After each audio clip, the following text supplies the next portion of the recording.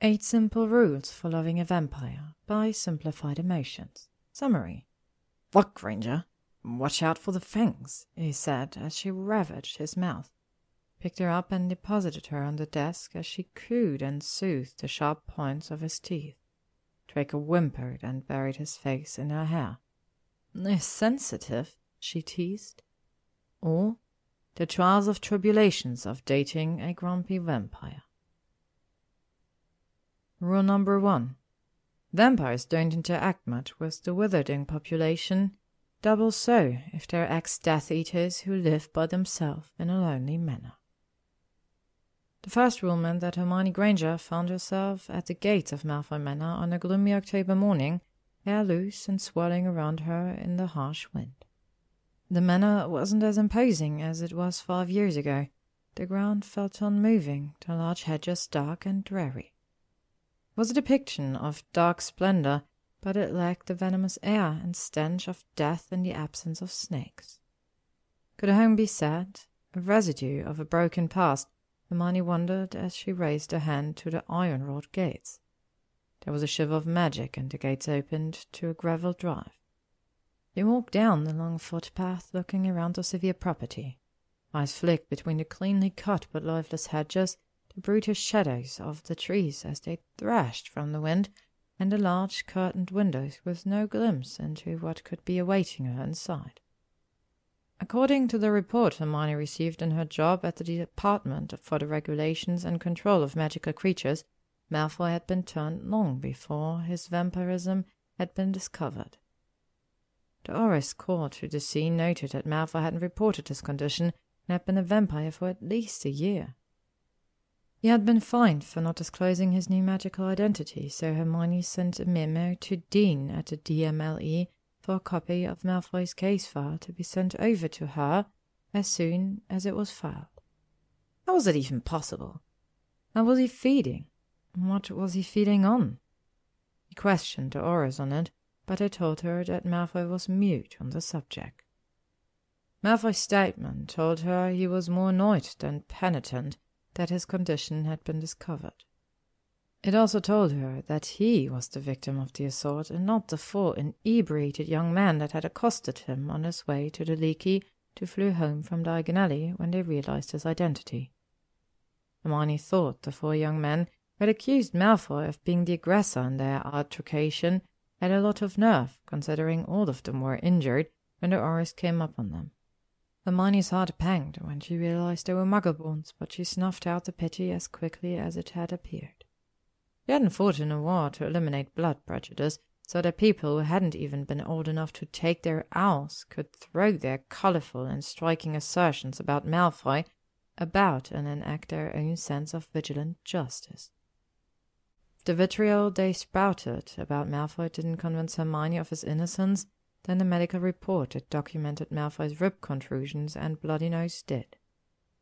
Hermione had never liked the cruelty of revenge masked as justice, and had taken on Malfoy's case as a top priority when he was being assigned a caseworker.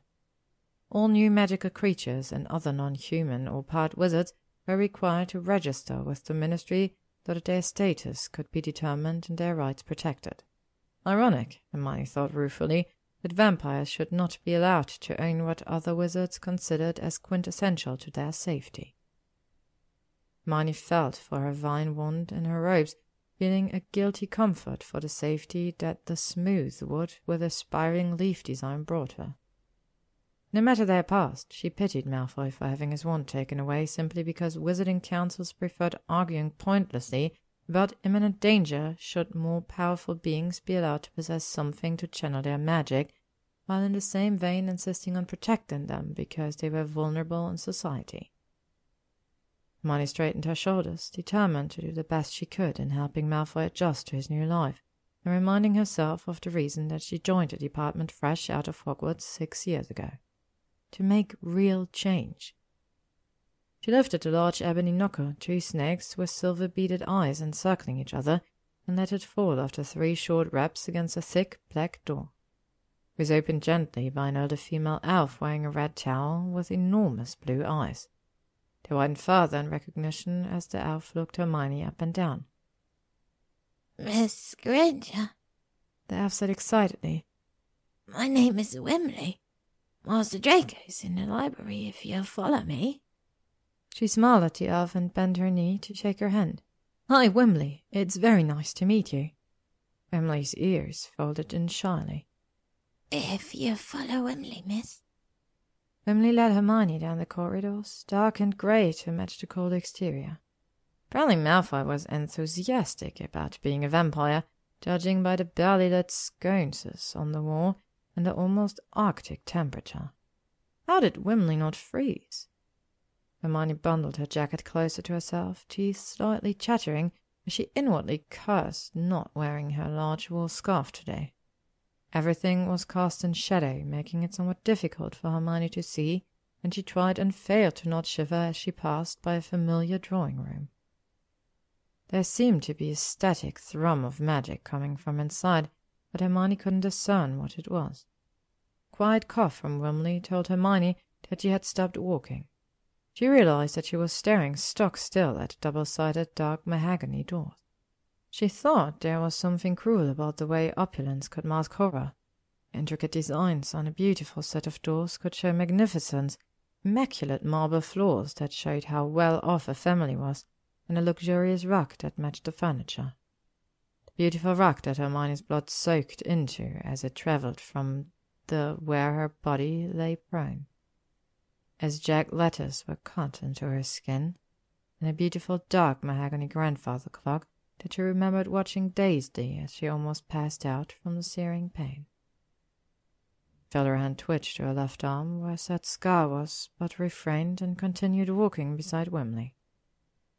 The small elf gave her a strained smile, which Hermione returned tightly.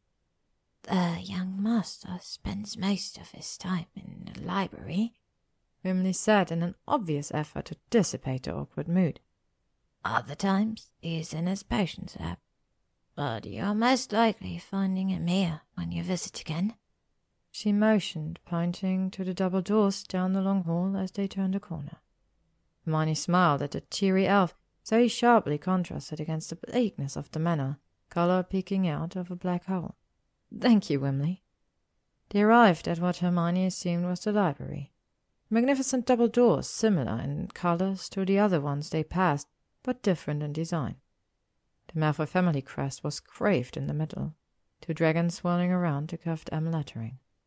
Wimley opened the doors wide and popped away with a nervous goodbye, leaving Hermione alone in the dark corridor and peering into an even darker room.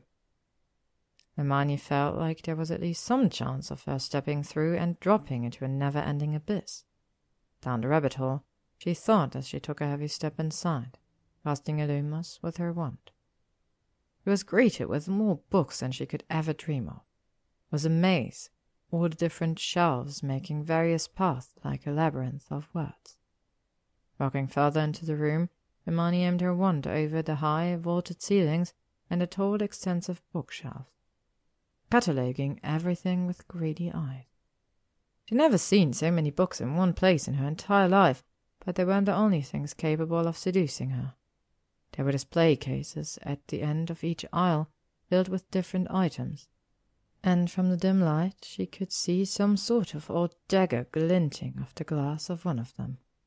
There were several tapestries and portraits on the walls depicting different scenes, the rainforest's large canopy of trees moving back and forth as heavy rain beat down on them, dark green dragons swooping over a large fairy-tale castle, and a more simple portrait, unmoving, of a family having a picnic together, two males with white blonde hair, and a female with a warmer hue of blonde and sparkling blue eyes as she looked down warmly at her son. Hermione turned her attention back to the books, surveying the space in the same way she did when she first saw the library at Hogwarts. She felt a slight pang of nostalgia at the thought of the old library and the smell of old books and parchment, even missing the irritating tapping of Pince's wand against her hand when Hermione would stay too long. She knew she wouldn't mind getting lost in this sweet abyss in the same way she had lost herself in that one. "You still have that look in your eye," came a deep voice from somewhere behind her. Hermione startled and swerved her wand in the direction of his voice. She couldn't see anything. "What look is that?" she asked tentatively, narrowing her eyes to try and see better in the dark.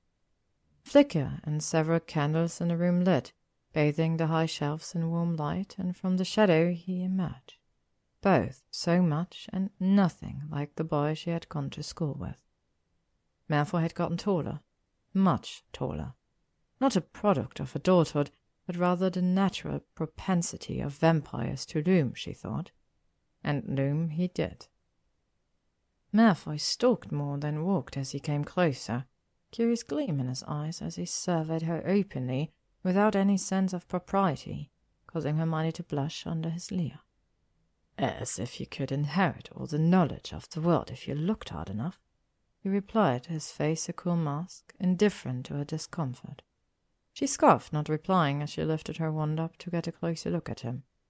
He could look her up and down as though she were nothing more than a piece of meat, and Hermione saw no reason why she couldn't partake in her own assessment of him. Malfoy had always been pale, but the man before her was almost luminous. Not unhealthy, his pallor had a vibrancy to it that was mesmerizing, but it was his eyes that pinned Hermione in place. A silvery, mercurial colour that almost glowed in the soft light. It was beautiful, something one would only admire from a distance rather than in close proximity, like a red rose with hidden thorns. If you walked too close, the cloying smell of the delicate flower drawing you in, you could fall victim to the tangle of thorns that sprung up on you when you reached out to touch the soft petals. As you pricked over and over by the sharp barbs that surrounded you, you looked towards the rose and noticed that the red pigment was only ever blood. It was for this reason that Hermione felt her heart start pounding almost painfully inside her chest. You could almost hear the irregular beats in the deadly silence of the room. She continued staring at him, mapping the 6 years that divided them from their youth by analyzing his physical features. He had barely any of the typical features one might usually associate with the undead, although maybe that was because he had always been pale, and so it made little difference to his overall appearance. He was thin, which was natural for vampires because of their, well, unique diet, but his shoulders were broad in his white button-up, and made him appear lithe rather than bony. Malfoy was still staring at her, cold and passive. "It's cold," she said in an attempt to make small talk. "I hadn't noticed," he replied, his voice dripping with derision. She tightened her jacket around her before reaching into the briefcase slung around her shoulders. "I've read your file already, and I'm assuming you've been out the papers of your registration?" He nodded, looking bored as he stood with his hands in the pockets of his trousers. "You'll need to go to the ministry to file them." His lips curled. "Can I not owl them to the department? What is the point of the delivery system if I can't make use of it?" "Because we like to encourage interaction between all members of society," Hermione stated. "Am I now? Is that why my wand was revoked?" he bit out. He stepped closer, but Hermione forced herself to stay still. She could feel a puff of cold breath on the top of her head as he breathed, causing a shiver to roll down her spine. "I don't agree with the wand ban, if that means anything," she said, straightening her stance so she could stand taller, which admittedly wasn't much. "It doesn't," he said, tone caustic as his eyes searched hers in suspicion, examining what Hermione wasn't sure, but his eerie probing caused her to take a defensive stance. "Well, it's not like you have much to do around here. It shouldn't be so out of your way to come by," she said icily, then winced. He chuckled. "Touché. Malfoy. Tell me, Granger, how is working a low-level job in your little department treating you?" "Touché indeed." "I happen to like my job very much, thank you," she stated primly. He arched a dark brow at her, lips quirking in amusement, before turning around and sitting in an armchair by the fireplace. Unlit, which Hermione thought was an important detail considering she was quite literally shaking from the cold. He must have noted her vibrating in the middle of his room because he rolled his eyes and pointed his hands towards the fireplace, wondrously starting a fire. Impressed, she moved towards the alluring warmth. "Wondrous magic." He bared his teeth. "The noose needn't be so tight, wouldn't you agree?" "The noose shouldn't be an option," Hermione said. Shame you're not the one making the rules, Granger, he quipped. Now, if I must come to the ministry to officially register, why have you come here? She cleared her throat, thankful for the more cordial air in the room after Malfoy must have concluded that whatever assessment of danger he thought Hermione might bring upon his pure-blood sensibilities was low, and she sat down on the opposite armchair, thankfully close to the fire, and dug into her bag. I am your ministry caseworker, she started, pulling out a pen and paper pad. As per my job description, I will visit you once a week to see how you're adjusting. To check up on me, he stated. To make sure you're acclimatizing, she corrected. And what does acclimatizing look like to the ministry? Should I join a club? Romance another vampire? How's the dating scene among the undead, do you think? Hermione rolled her eyes. You're not undead, you're part human. And actually, there's a society. He waved a hand dismissively, interrupting her. Yes, I know. The Society for the Tolerance of Vampires, he said, the word vampire rolling off his tongue as if he had just eaten something sour. I've already received a letter from them. She tilted her hat up as she made cursory notes. And? The letter? He asked, giving her a cold, close-lipped smile. Oh, it and the guy they sent along made a rather nice kindling for the fireplace. Malfoy, you haven't even tried. I am perfectly fine being alone. I am allowed those allowances at least, he said, tone brokering no argument. She gaped at him for a moment. She thought of saying something else, but his tone could have cut stone. Sighing, she steeled herself to give in some slowly in the future during their weekly meetings. All right, she said quietly. This week is just for us to introduce ourselves and for me to inform you of the schedule of our meetings. I'm afraid I can't stay long today, but I will routinely arrive at the end of my work-day for our weekly meetups. Why? Hermione's brow furrowed. Why must we meet up? No. Why have a schedule checking up on me at the end of your workday, when all you have to do is pop in and make sure I don't have unsuspecting victims in my dungeon before you go to work? She huffed. You don't have people in your dungeons, Malfoy. And how would you know? Malfoy stood and placed his arms around both armrests, effectively caging Hermione in and leveling his face with her. His eyes were even more silver up close. She shivered at his cold breath. You should be careful, Granger, he said, his voice a dark promise. Vampires, after all, are parasitic and bloodthirsty creatures. She gave him a cold smile. I could say the same about all humans. Now, tell me what time works best for you each week so I can schedule it. Malfoy smirked again. That they are. I'll come by the ministry tomorrow, and as per your earlier description about my abundance of time, I am pretty flexible for meetings. He gave a dry chuckle as she grimaced, rising up and thankfully putting space between them again.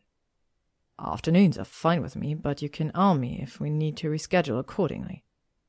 Without another word, he turned towards the shelves and disappeared behind the stacks. Staying still on the chair for a moment to calm her upturned breathing, Hermione then rose to her feet, packed up her papers, and bid Malfoy a farewell, for which she rudely got no response, and walked off the manor grounds and apparated to the ministry. When Hermione arrived back at her office, she pondered how best to interact with Malfoy. It wasn't that she really thought Malfoy would hurt her. He never killed anybody during the war, and though he had been and still remained a Pons, he had been nothing more than a bully when they were younger. But there wasn't much knowledge of the behaviors of vampires. They were a secluded group, and Hermione suspected that, like all other creatures and non-human beings, people who interacted with them did so with an air of bigotry. Didn't know if observations of vampires' apparent impulsive and fervid behaviors were factual, or if people were just wary of them and therefore used any flicker of antagonism by vampires, or any magical creatures for that matter, to assume that they were naturally prone to violence. As Hermione glanced around at the endless stack of administrative work that somehow always made its way to her desk, she sighed. Somehow extra work from her colleagues in the department always made its way to her desk. She dipped her quill into some ink and started on the first paper. Case of a wizard who had been recently freed from the allure of a villa and was suing her for damages to his heart. And damages to his bank account, Hermione noted privately. It let out a wry chuckle as she took notes on the case while still pondering Malfoy. Specifically the issue of his bloodlust. Did he experience it to a degree she'd read about in the books, where vampires were almost feral in their desperation for blood? How bad were his symptoms, even if he had been feeding? Was there anything she could do to help him alleviate his discomfort? Was it even uncomfortable, or did it thrill him? No one really knew how much or how little it would take for a vampire to lose their senses, and it was frustrating, to say the least. Hermione wasn't even sure if there were any innate differences in the temptation to violence that was different to normal witches and wizards. Vampires and other creatures tended to form packs or covens to build community in a world that ostracized them for their differences, therefore making studies on vampires woefully sparse. She decided that she would have to properly research the proclivities of vampires. She would research the proclivities of Draco Malfoy. Hermione looked up at the clock in her office the next day. She'd finished her workday only 4 hours later than usual, which was an improvement. Sighing tiredly, she waved her wand, and her continually rising piles of papers were neatly stacked on the side of her desk. She picked up her coat and bag and exited her office.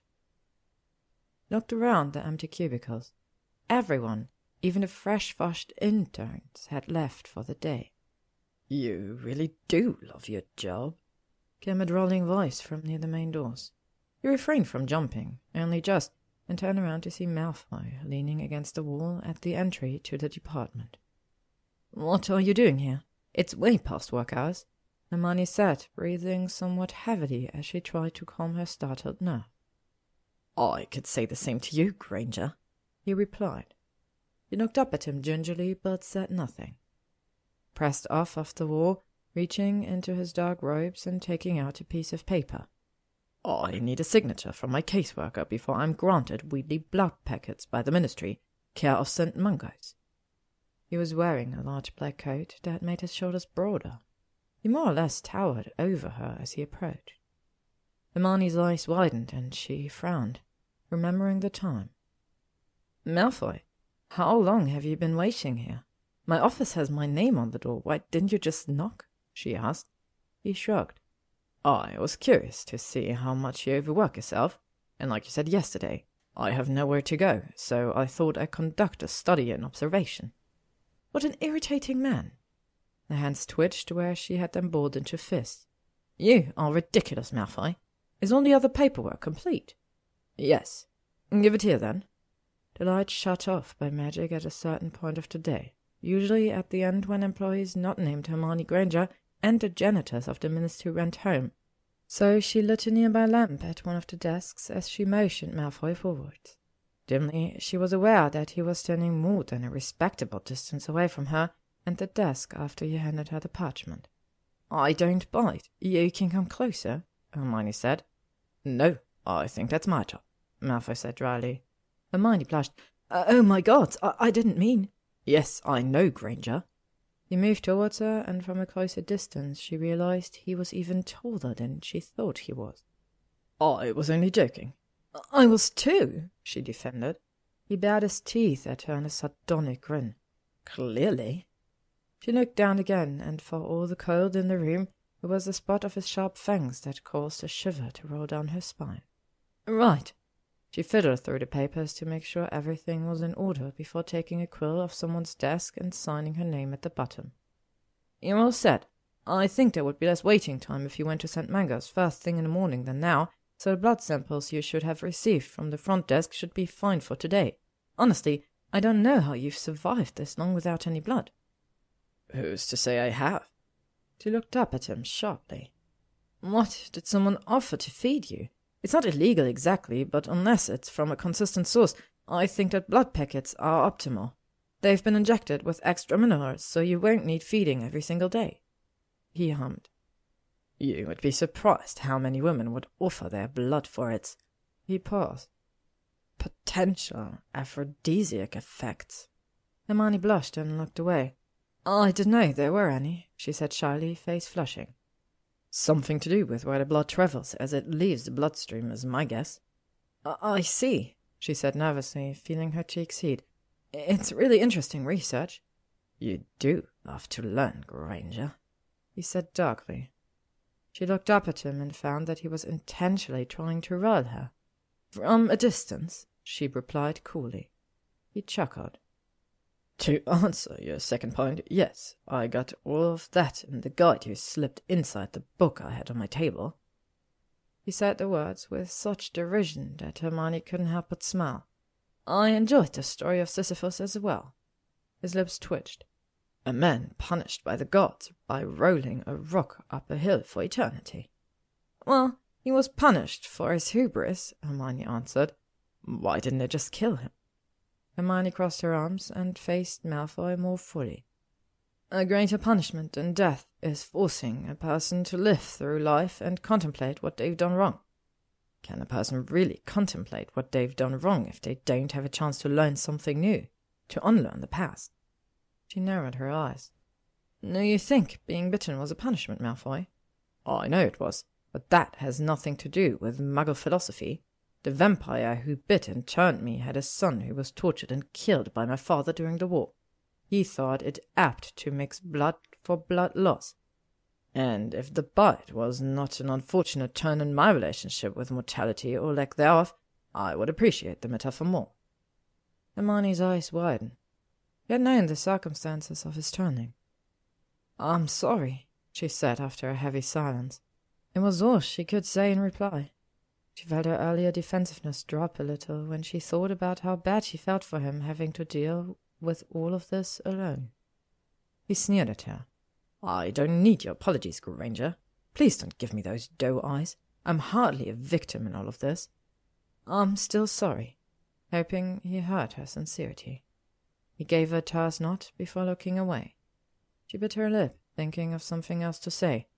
Do you believe you're bearing the sins of your father? She asked before her brain caught up with her mouth. He wanted to slap her hands over her mouth for how intrusive the question she asked was. He stood for a moment before looking at her again and smiling, but it didn't reach his eyes. I have plenty of sins on my own block, Granger. She nodded, understanding that disagreeing with him was not the best method to use if she wanted to be a good caseworker.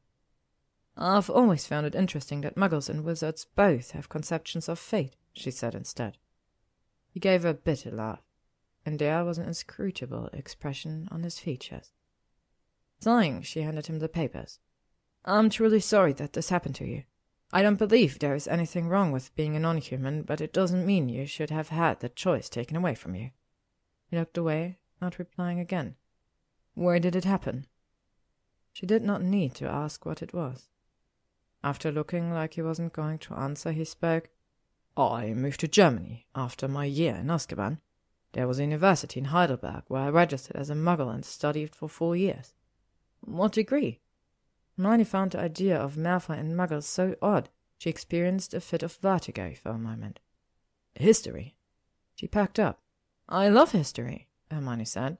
He rolled his eyes. I never would have guessed, Granger. Hermione stood straighter, preparing her argument.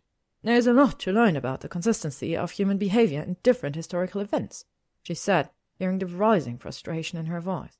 Who's going to be such a difficult man to talk to? I always wished that we could have learned about the similarities of the Muggle and Wizarding world more discernibly in Muggle studies back at Hogwarts. A moment of silence. We're all the same underneath, it seems, he said, his voice barely a breath. When Hermione looked up, Malfoy had a pensive look on his face. She stared at him, dark bags beneath his red-rimmed eyes, slumped shoulders, hollowed cheeks. He looked tired. Suddenly determined, Hermione grabbed a bottle of drying powder and tipped it over the wet ink. Rolling up the parchment, she handed it to Malfoy, who took it with a nod before tucking it into his robe. Would you like me to go to St. Mungo's with you? Hermione asked. While I imagine having one of the Wonder Trio with me would speed the line-up, I think I can manage a hospital visit on my own, Granger. I'm only offering. I'm your caseworker after all, she stated. That you are. Now, while you do frighten me and every person who crosses your boshy path, I think I may yet survive an encounter with the stuff at St. Mungo's. although my eyes really do not appreciate the lime-green robes the healers wear." She bit back a smile. "They are rather bright," gave a small smirk before peering over her shoulder into her office. "Are you done for the day? Or night, I should say." She rolled her eyes. "I am. I was just leaving before you arrived." He nodded. "I will escort you to the flue." Hermione couldn't help the smile that broke out on her face. Pure-blood mannerisms in a vampire. Surely there was a joke to be made there. "Thank you," she said instead. Hermione picked up her coat and slid it on, waving her hand to close and lock her office. She picked up her bag, slightly grunting at the heaviness of it as she placed it across her shoulders. "Why don't you cast a featherlight charm?" Malfoy asked from behind her. She barely stopped a shudder going down her spine, wondering how long it would take for her to become used to his silent movement. "I'm practicing putting some weight on my shoulder," she said. "Why?" Hermione winced at the memory. "I was visiting a werewolf pack to present a new treaty detail in legislation I'm helping to draw up, and it looked like I came during a feud between two packs. Things escalated, and they got into a brawl. One of the werewolves who was shielding me got pushed to the ground, and I was attacked by a younger werewolf who was stressed and agitated by what was going on," she explained. Malfoy's eyes widened in horror. "It wasn't the werewolf's fault," Hermione continued, adjusting the bag again. "He was recently bitten and had turned earlier in the month because of some genetic mutation that no one was aware of. His emotions just gotten the better of him." He went paler, if it were possible. "And your shoulder?" Hermione turned her head towards her shoulder. "He broke my shoulder with his hand. It's mostly repaired. There are a few scratch marks that are healing, but I mostly only have muscle stiffness now." She turned back to him, amused. "He actually visited me." Smile failed when she looked at his face. Malfoy looked pained. "Malfoy?" He looked at her sharply before his face contorted into a blank mask. Hermione took a step forward, but before she could say anything, he gestured towards the door. "After you," he said stiffly. Hermione stood for a moment longer, then moved towards the door. Walking on the black glossy floors to the lifts, Malfoy's billowing robes brushed against her legs, and they were freezing. He wondered if he was cold to the touch. They got into the lifts, and Malfoy gave her a wide berth. It had to have been one of the most awkward silences she had ever experienced. She was thinking of something to say about Malfoy's change in mood, but every time she opened her mouth, she felt words close up in her throat. Once they exited into the atrium, she felt him stiffen on her right. She looked up and saw his eyes dart around the open and empty space before visibly relaxing. He moved forward ahead of her, and they stopped at two sides of the flue network. "Granger?" He nodded before he stepped in. "Malfoy, wait," Hermione said. He inclined his head back, waiting. She bit her lip again, and she noticed him track the movement. "Yes?" He said the first thing that came to mind, hoping he understood her sincerity. "Claws are still nails underneath. It's the choices you make that define you, not what others try to force it to mean." And with that, she stepped into the flue, not looking at Malfoy's reaction as she disappeared in the green flame. Vampires have a weakness for necks. The first few months spent meeting with Malfoy were a study in patience. He either ignored Hermione's questions or replied with a sarcastic remark that made Hermione so furious he wanted to find the biggest book in the library and clock him over the head with it. He would always be reading a book when she entered the manor, and Hermione wondered how many of the volumes from the library he had already read. He would ask the designated questions regarding his mental health and what he had been doing in the last week, but was met with single sentences and sometimes even single-word responses that left Hermione quietly scrambling for a way to fill up the time she should be working to help him. Thankfully for her, there were a few books he would be reading that she had not made the time to read herself yet, and so she filled the extra time asking him about them instead.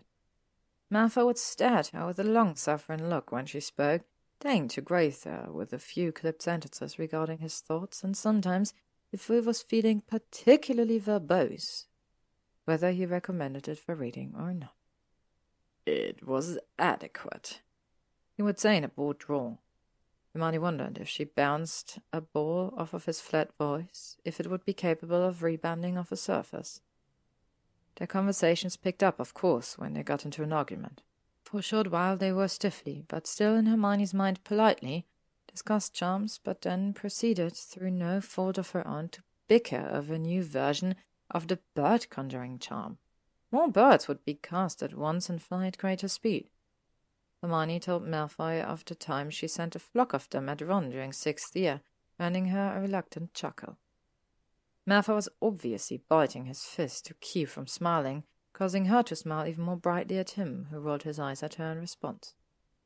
Their conversation turned more defensive when they started discussing how long it would take for this new charm to be taught to the public. Hermione argued that newer charms should have more variability before being marketed to the public so they didn't potentially affect public safety, while Malfoy argued that new forms of magic and its potential effects should be given to people freely, and those who were idiotic enough to use them without the adept magic needed to cast them deserve whatever consequences that resulted. "That is exactly the point of warning labels, Malfoy," Hermione said with a harsh pinch to her voice, pulling an errant curl that had escaped her bun and twisting and tugging it on her finger in frustration.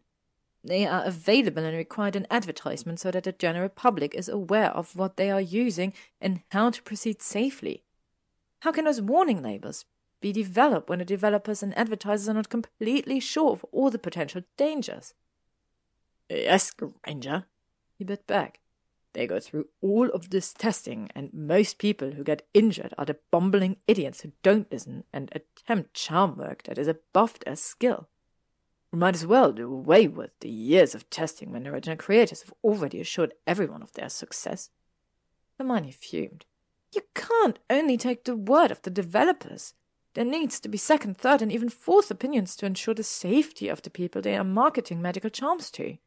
This goes for any product or spells," she argued. He sat up straighter, snapping the book shut as he mirrored her prickly posture. "If you're adept enough to use that sort of magic necessary for advanced charms and any other magic not reserved for Weasley genes, then you would not fumble with it in the first place until you were ready to." She ignored the jab at the Weasleys.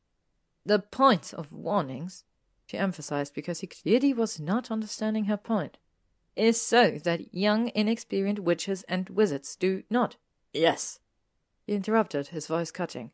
"There needs to be warnings. I never contested that," he said, hand ruffling his perfect coiffed hair in agitation. "It is the length of time that is preposterous, considering the magic is an innate skill, not some muggle invention that cannot be accounted for until you go through an absurd amount of trials." Hermione could see his nostrils flaring and his cheeks flush, and felt a rush of excitement that she had finally prickled at his annoyingly calm disposition, even if he was completely wrong. "I assure you, Muggle science and technology is a much longer process." She was suddenly worried that Malfoy might make a degrading comment, but all he did was scowl as she continued. "Just because magic is innate does not mean it cannot be volatile. We need to test it by similar means to avoid risking people's safety." "Actually, I believe you're right," his voice splashing more than dripping with sarcasm. "Warning labels should absolutely include a fine print that states anyone other than your precious Weasley and people like Finnegan should be cleared to use the experimental charms outlined in this book." Hermione grabbed and hit Malfoy in the shoulder with said charm book, and Draco cursed at her as she picked up her bag and left, huffling loudly about bloody, stubborn vampires. She almost turned and hexed him when she heard a chuckle on her way out. She went to Diagon Alley before going home and stopped by Flourish and Bloods to grab some new books on charms, and returned to Malfoy Manor the following week to discuss why she was right and he was wrong. That day they argued and even cordially discussed charm theory and its new innovations well into the night. "I will concede on this one point," Malfoy relented when Hermione showed him a graph on magic adaptability and yearly magical injuries. "Yes, I thought you would."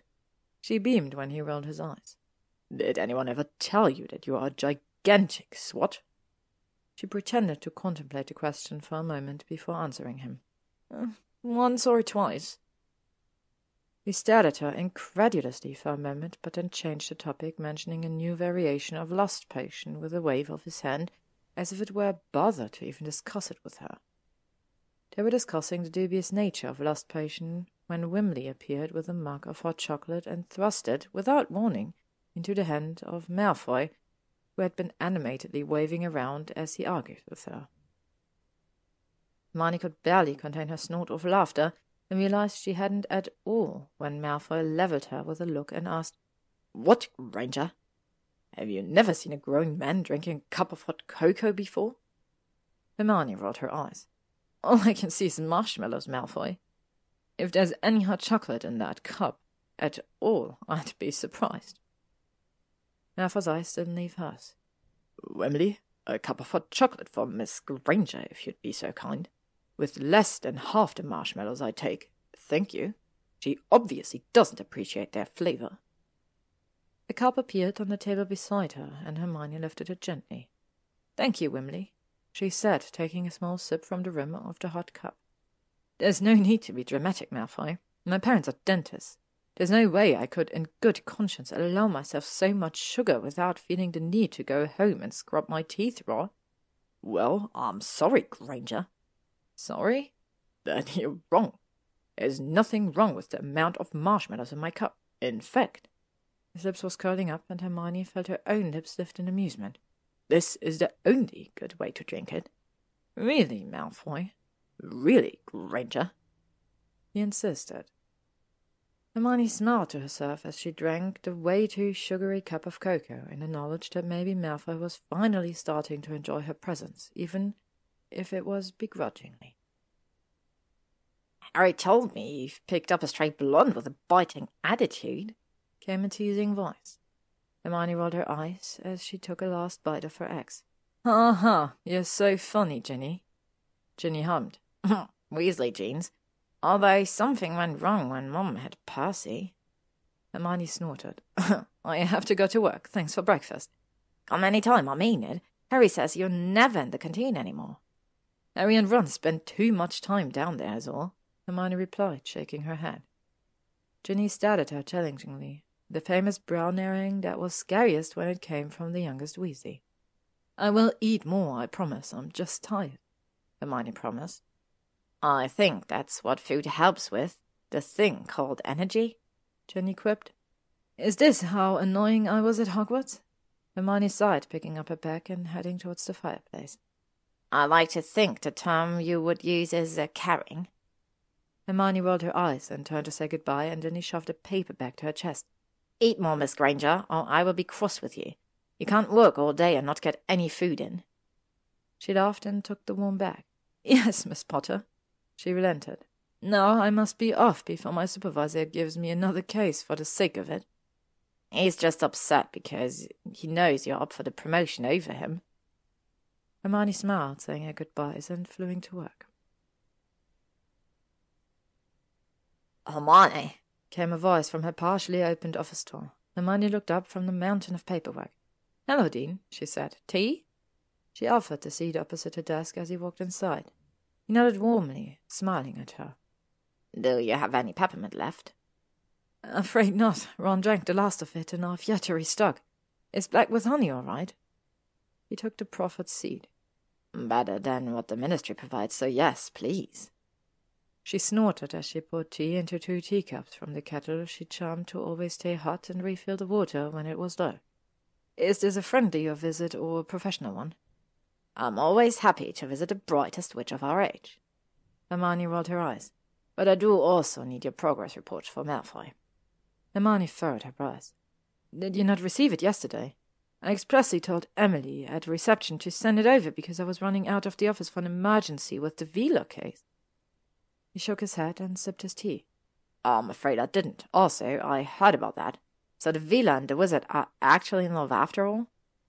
Hermione sighed, frustrated that she couldn't trust another person with even the simplest of tasks. "I gave it to Emily, who is forgetful as Harry is, although her distractions are more of the wealthy male variety than female gingers." She rummaged around in the desk, grabbing her copy of the report on Malfoy and duplicating it before handing the new copy to Dean. "Here is another copy. I'll make sure it's delivered on time from now on. Also, yes, if you must know, the Vila and the wizard Mr. Rochester are happily engaged now." Dean laughed, his dark brown eyes swimming with mirth. Don't apologize. It's only a day, and the only reason my superior are even asking for a report is that they don't like that Malfoy only got off with a small charge and are just looking for any potential bad behavior to charge him with. Also, why did you get called out for what is supposed to be a happy occasion? Hermione kept quiet about her irritation with the DMLE and their obvious bias against Malfoy because Dean didn't seem to share their thoughts and therefore didn't deserve her ire. Because Mr. Rochester proposed to the Vila, and if we must add context to the story, her name is Jean. At a Muggle park he used to go to as a child, and she, so overcome with emotion, unveiled her wings to about 50 Muggles. Dean laughed into his cup, some of it dripping down his chin as he tried to contain himself. Blimey, that must have been fun to sort out. Hermione playfully glared at him. You laugh, but I had to obliviate the Muggles because there were not enough people available who were dubbed with memory charms. Hermione took a contemplative sip. I have an advanced level of experience with them, so I offered. Dean's expression faltered, and Hermione quickly smiled, waving her free hand dismissively. Anyway, it took me hours. I'm sure Monday's Prophet will have a great headline. Dean smiled again, although she could see a hint of pity in his eyes that she frankly did not want. She glanced around the room, clenching her hands around her tea as she fought to control her breathing. Hermione? She looked up, feeling light-headed. Sorry, did you say anything? How's it going with Malfoy? Grateful for the topic change, even if it was Malfoy, Hermione swallowed despite the heaviness in her throat before responding. He's just as arrogant as he was at Hogwarts, she said, thankful that her voice sounded clear. Dean laughed. Unsurprising. Is he dangerous? Moodier than anything. Took me weeks to get more than a clipped sentence out of him. Maybe death has made him more pensive. Dean, she admonished. He grimaced. Sorry. All memories of Hogwarts. Hermione put down her cup. He's actually quite interesting once you get to know him. He's still a prat, Hermione said when she saw the way Dean raised an eyebrow in worry. He's just less so than before. He's almost tolerable, even when I'm having a good day and his sarcastic remarks don't get me. Dean breathed a laugh. Oh, I guess we all grow up at some point. He finished his cup and set it gently back on the table before rising. Tell that to our fellow Gryffindors when you're all together at the Leaky on Fridays, she teased. Dean smiled fondly at her as he picked up Malfoy's report. You should join us sometime, Hermione. When's the last time you escaped your office? Right about now, actually, she said, standing up as she looked at the clock. I have to go to the manor and visit Malfoy. How unfortunate. She grinned at him. How about a rain check? Always. He smiled fondly in return, ruffling her hair as she passed him.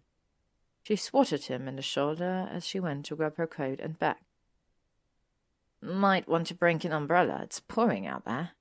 They exited her office and were about to part ways as Dean said he had other business in her department. It should be fine, she said hurriedly. The weather is supposed to be calming down a bit. We live in England, Hermione. Dean hollered at her as she hurried to the floor. I'll be fine. Hermione entered the manor, cursing the entire Malfoy line as she stormed into the library. Her feet were soaked and slowly freezing. There had been a storm hammering as she apparated to the manor, more so than there had been in London, and she was sure she looked like Crookshanks after a bath, save for the ginger hair. She had been coming to see Malfoy weekly for almost 2 months now, and she could have sworn he was decreasing the temperature just a bit each time. Malfoy tutted at her as he looked up from his armchair near the fireplace, which had a brimming fire, a mocking expression on his face. "Do you have something to say?" Hermione asked, as she unzipped and shrugged off her coat before walking to the fire and sitting on the floor to warm herself up. "I'm assuming the fire is for my benefit?" He nodded. "You have magic." "An astute observation, Malfoy." "I thought I'd make it, considering you've never seemed to have heard of a drying charm." Hermione forced a smile. "Force of habit from growing up with muggles." It took her a few minutes to realize here she was kneeling by the fireplace to warm her hands and was a bit too close for comfort to Malfoy. One leg stretched out in front of him while the other was perched over his knee, and when Hermione looked up, it was to see him looking down at her with amusement in his eyes. Hermione scowled and shuffled back. "You've been in the wizarding world longer than the muggle world," Malfoy pointed out. Hermione hummed. True, but not everything needs a wand." "Indeed," he said coolly. "Don't be difficult." "I warmed up the manor," he said, seeming to know that she wasn't in the mood for a sarcastic jab. "Could have fooled me," Hermione snarped through chattering teeth. He gave a long-suffering sigh before casting a wandless warming charm on the room. "Better?" he drawled. Ignoring him, Hermione removed her fluffy black cardigan that was almost soaked through with rain and placed it on the back of a chair before taking out her wand and casting a drying charm everywhere except her hair. She had dinner at Ginny's and Harry's tonight and no time to fix her hair, so letting her curls dry naturally would at least somewhat smooth out the frizziness. She went through her bag for a quill and paper. "So," Hermione said as she looked at her notepad, "how have you been feeling this week?" A moment of silence. She looked up. "Malfoy?" Malfoy was looking at her, or more accurately, at her chest. She looked down at herself, looking for any possible stains on her long-sleeved ribbed shirt. Hermione's brow furrowed. "Is there something on my shirt?" Malfoy looked dazed for a moment longer before shaking his head infinitesimally and looking back up at her face. He thought she saw his jaw clench before he tried speaking. She could also see that his pupils were expanded. It wouldn't be until later that night that Hermione realized how much of her neck the shirt collar exposed. The tendons stretched open for the predator to sink their teeth into the delicate flesh, blood pumping as it left the deep, pointed puncture wounds. "You're complaining about being cold. You're wearing that?" he asked. She narrowed her eyes. "The manor is colder here than it is outside, actually, and most places keep consisting warming charms at least," she said. He regarded her for a moment. "I don't have that much need for warmth these days, or the company." "Well, I'm here now, so I would appreciate if you could make it warmer when you know I'm going to be here." She shifted. "Please." He relented. "Since you asked so nicely." Hermione's lip twitched. "How have you been doing this week?" she asked again. She could feel him moving around her, quiet like smoke. "I sat in more places this week while I read." She snorted and looked up at him. "What did you read?" "Are we starting a book club? I think we need a few more members," he said. "I'm already in a book club, I'm afraid." "Pity. Don't think I can join." "No, you can't." Malfoy raised a brow.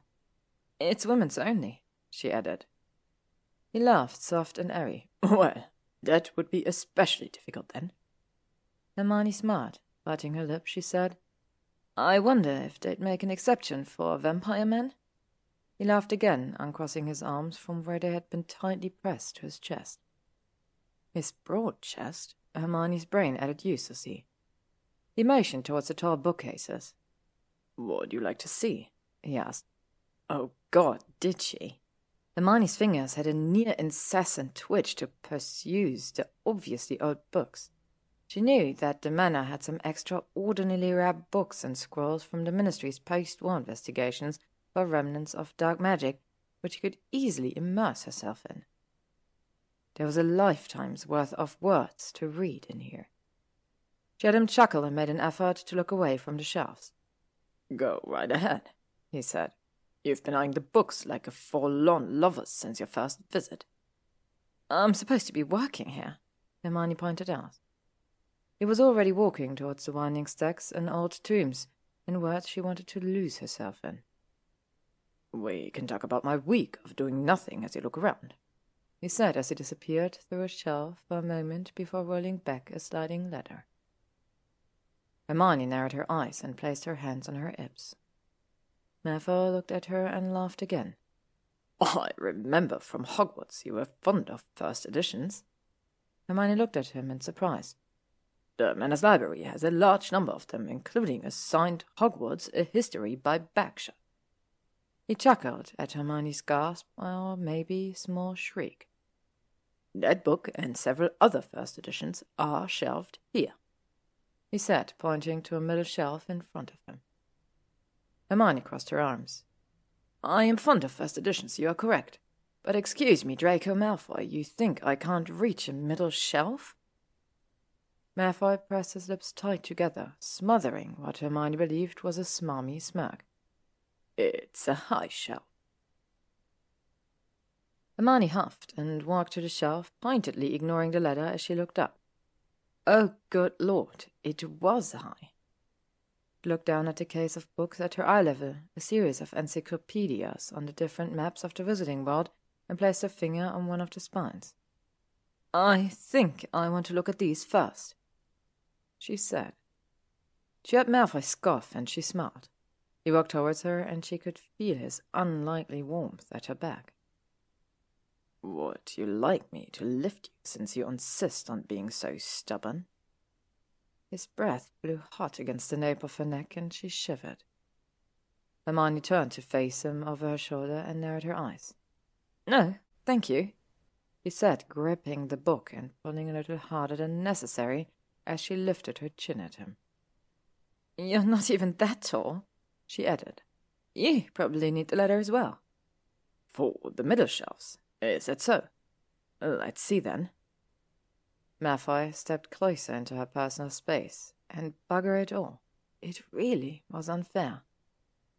He had high cheekbones that were accentuated in the shadow of the low light. His thin lips were poised in a smirk that showed off his wide teeth, one of the front ones a little crooked in what she assumed was some sort of injury. His face was pale but clear, and his angular jaw complemented his pointy nose well. His eyes, however, were the most compelling thing about him. She remembered them being grey when they were younger, but now they looked like shattered starlight, startling silver as his amused gaze flickered across her face. She flushed, looking down at his chest, so she would stop staring at him. My face is up here, Granger, he said coyly.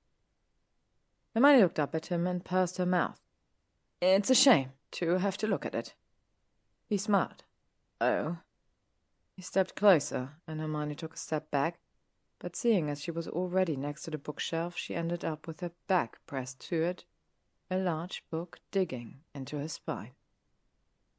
Malfoy put two hands on either side of her head, staring down at her. Is there something else that you would give more of an appreciative look to? His eyes slowly dragged the length of her as he spoke. Hermione flushed.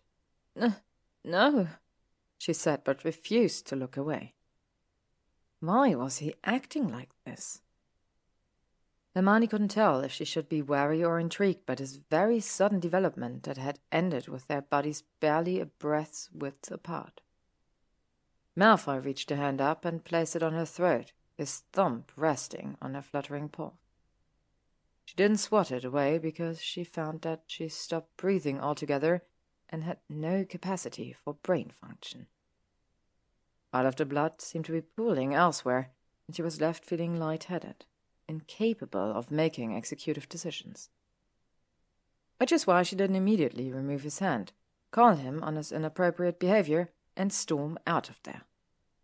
It was the only acceptable explanation.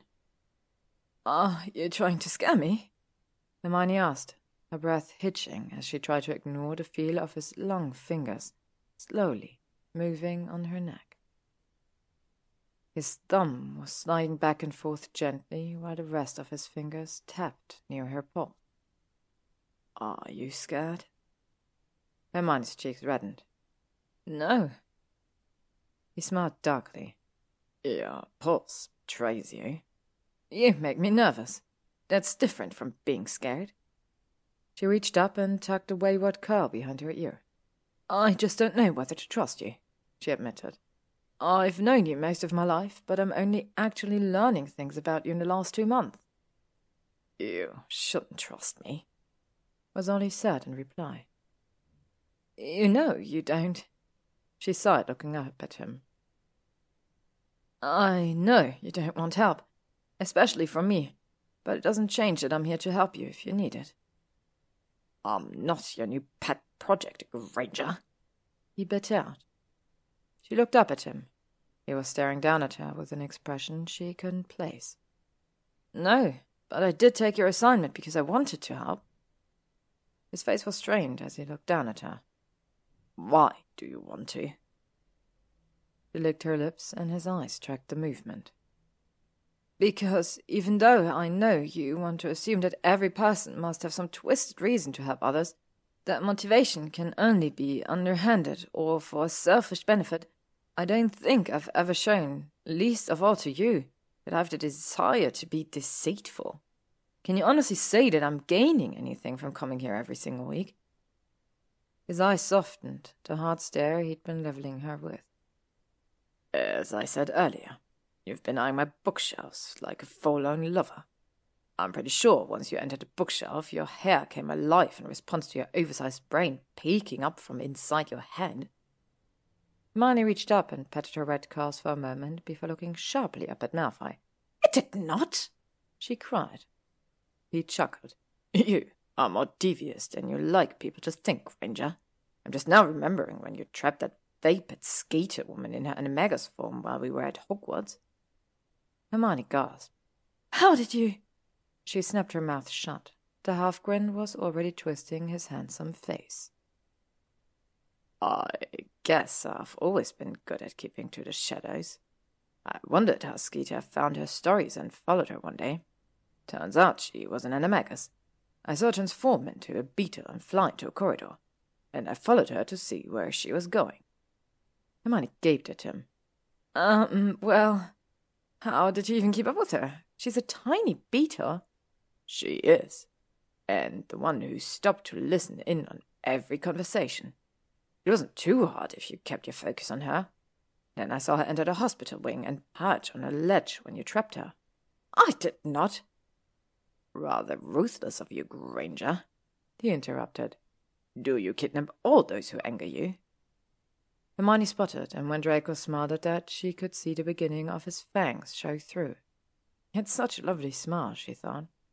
Seemed to notice her staring at his mouth, though, because he snapped it shut and cleared his throat, taking his hand off her throat and reached up for Hogwarts, a history, in another book, walking back to the table already, discussing something Hermione wasn't really listening to. She was still focused on the warmth that ghosted across her collarbone and neck. She lifted her hand there and felt a buzzing sensation all over.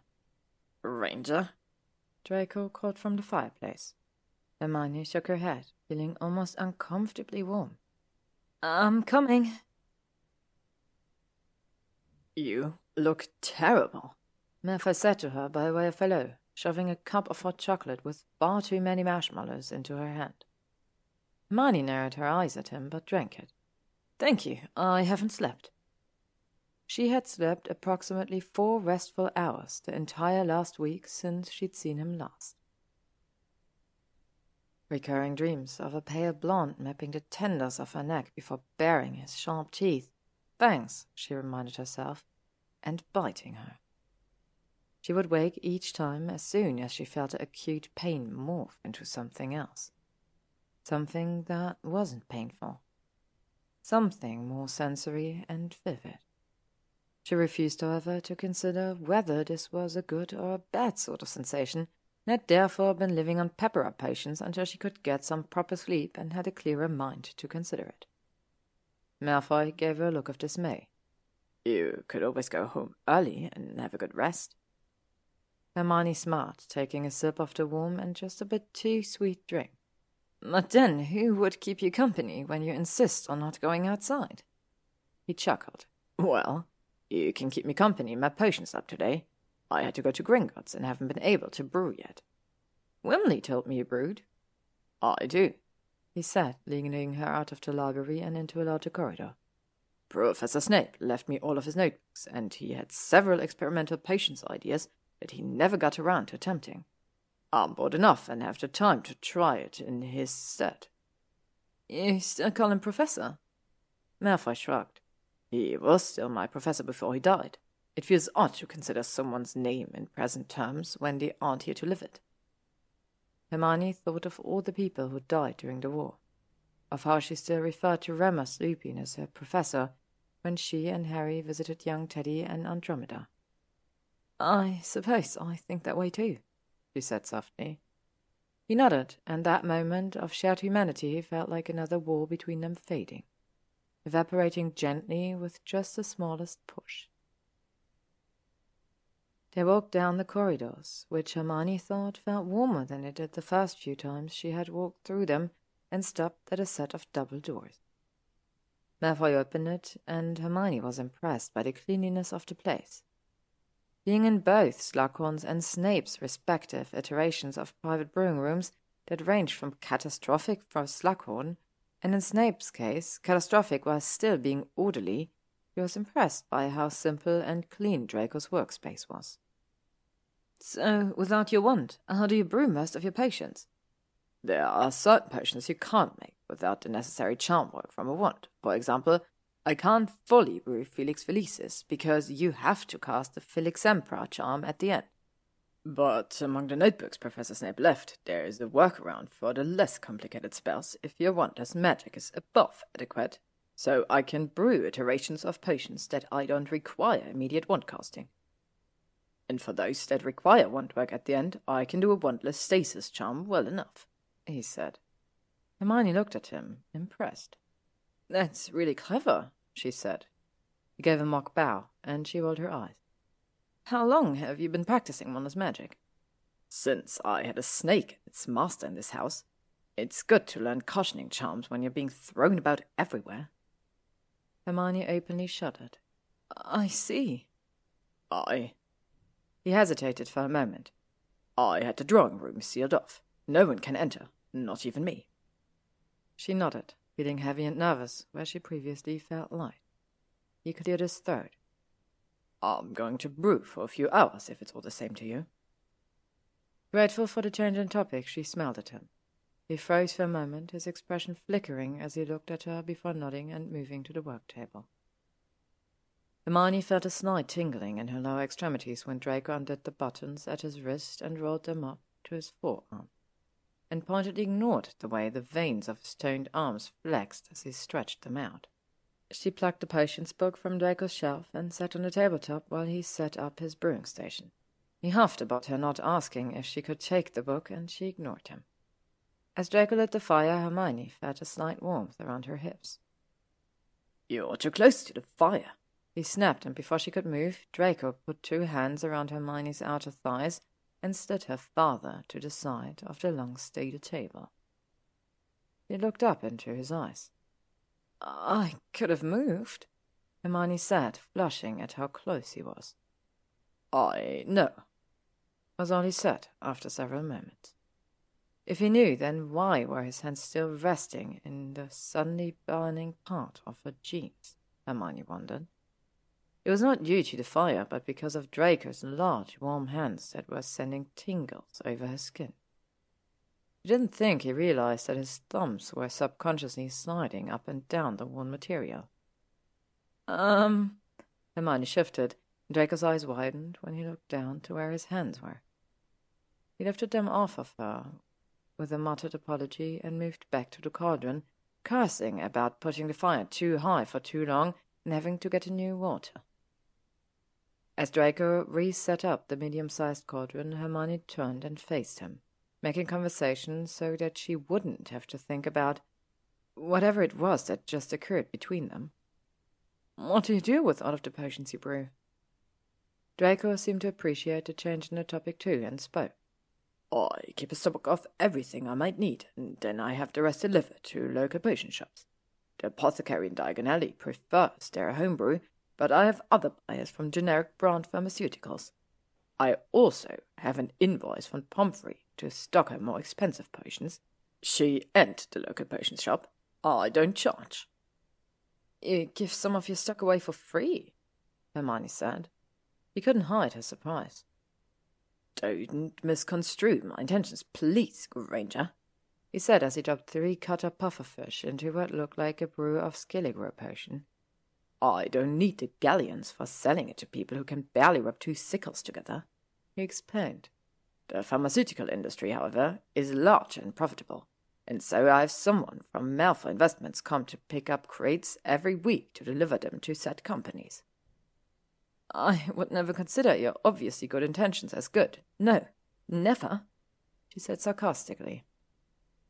Malfoy glared at her as he took a glass stirring rod and turned his wrist counterclockwise in the steaming cauldron. Hermione smiled brightly at him as she returned her attention to the book in her hand, turning a page. She looked up again when she felt his stare on her. Yes? He narrowed his eyes. What? You're distracting. Thank you? He grunted. I can't concentrate. Would you like a partner? I have known patience in a couple of years, but I imagine I'm still a fair brewer. I prefer working alone, he said flatly. She huffed. Then I guess you must endure what I'm told is my rather companionable presence. He chuckled. Who tells you that, Granger? Weasley? She smiled softly. Not any more, no. Ron's engaged to be married. Is that good or bad? He asked. It's fantastic. Ron deserves someone who will make him happy. And you wouldn't do that? No, and I imagine the same could be said for him. Plus, I've been told I can be a bit much for people, so it's probably the best that I'm alone. He snorted.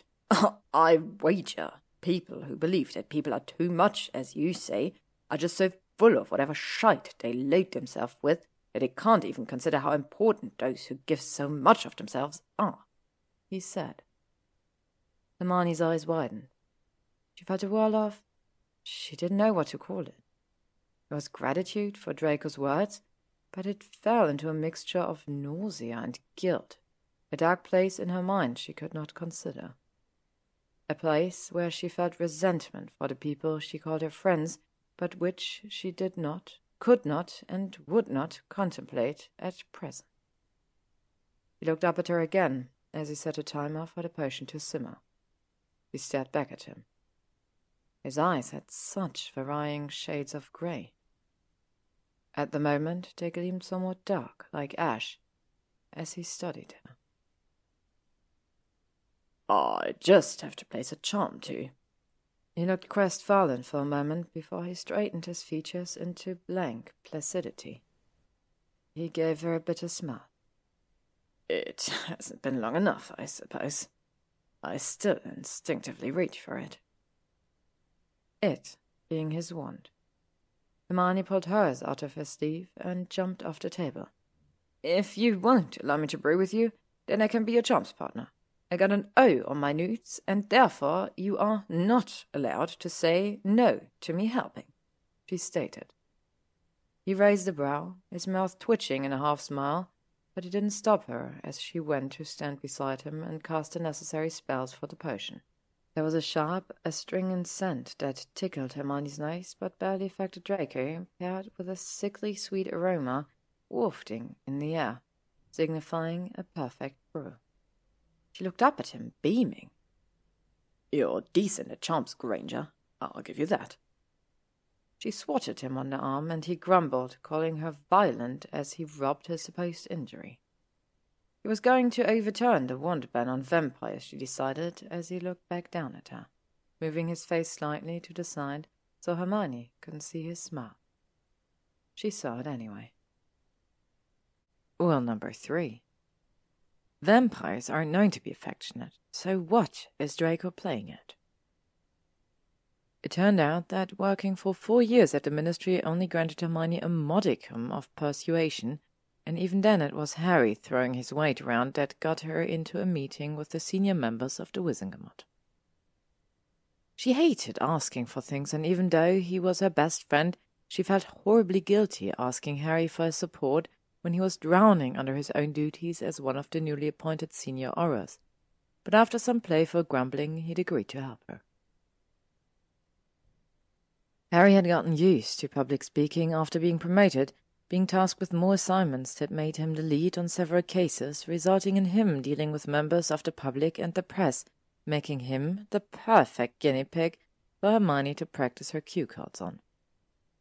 He didn't question Hermione's sudden fervency for vampire rites, only teased that her list of creature rites was growing longer and longer. At Hermione's correction that vampires were not technically creatures, Harry rolled his eyes and opened the doors to their meeting with the senior members of the Wizengamot. The meeting was scheduled a few doors down from the court, with a long table which 3 of the most senior members sat behind: Simon Ackley, Charlotte Campbell, and Alpheus Dodge. Chief Warlock William Everley, a man in his late 50s, was present as well. Hermione told Harry that Dodge was a key person to the promotion of Hermione's legislation because he had been a close friend of Dumbledore's as well as a member of the Order of the Phoenix. She hoped that fondness for his old friend would extend to Harry himself. By the fond twinkle in the old man's eyes and the soft smile he sent Harry's way, who smiled awkwardly as he straightened his chair, Hermione felt confident in gaining his support. Campbell, the only female present, much to Hermione's chagrin, was much more personable according to her research, and would at least hear out any legislation brought to her. Campbell was stern and would undoubtedly challenge Hermione's points, but having looked at previous cases, including the Malfoy trial post-war when Charlotte had voted in favor of Draco receiving only a year in Azkaban, Hermione was confident that if she approached Charlotte with logic and tenacity, it would work in her favor. That left Simon Ackley, a handsome pure-blood wizard who was one of the youngest members of the Wizengamot. He had black hair and icy blue eyes, as bright as Draco's, Hermione thought, but they were much colder than his were. Ackley had always been the biggest thorn in Hermione's side when it came to any legislation her department drew up. He found issues in every single aspect of her work, causing Hermione several nights of unnecessary revision, even by her standards. She had suspected that Ackley was averse to creatures' rights specifically, because Dean Thomas, who worked in the legal department at the DMLE, had told Hermione that they never experienced many issues representing different wizarding clients and bringing their cases to review with him. Dean had even said several times that Ackley was kind. Such kindness was not extended to her department and by extension herself, especially if the way Ackley was looking across the table at Hermione was any indication. He looked at her with such a level of disdain that would make most people shrivel. Unfortunately for him, Hermione wasn't most people. She lifted her chin and dared him to ignore her. Meeting her determined stare, Ackley spoke up, giving her a thin smile. "Oh, Potter, and Miss Hermione Granger." His voice was venomous when he said her name. "Before we begin, I must ask why Mr. Potter is in a meeting when he does not work in the legal department. I hope you are not using Mr. Potter's fame as a way to get into meetings now, Miss Granger," he said, sickly sweet as he levelled with her with a smug smirk. "Harry Potter is here as a character witness for his interactions with other vampires," Hermione said confidently. "He has been on several, 3 to be exact, but Hermione was the only one who ever paid attention to the details, missions, and has interacted with multiple vampire covens. He is here to give weight to my research," she said.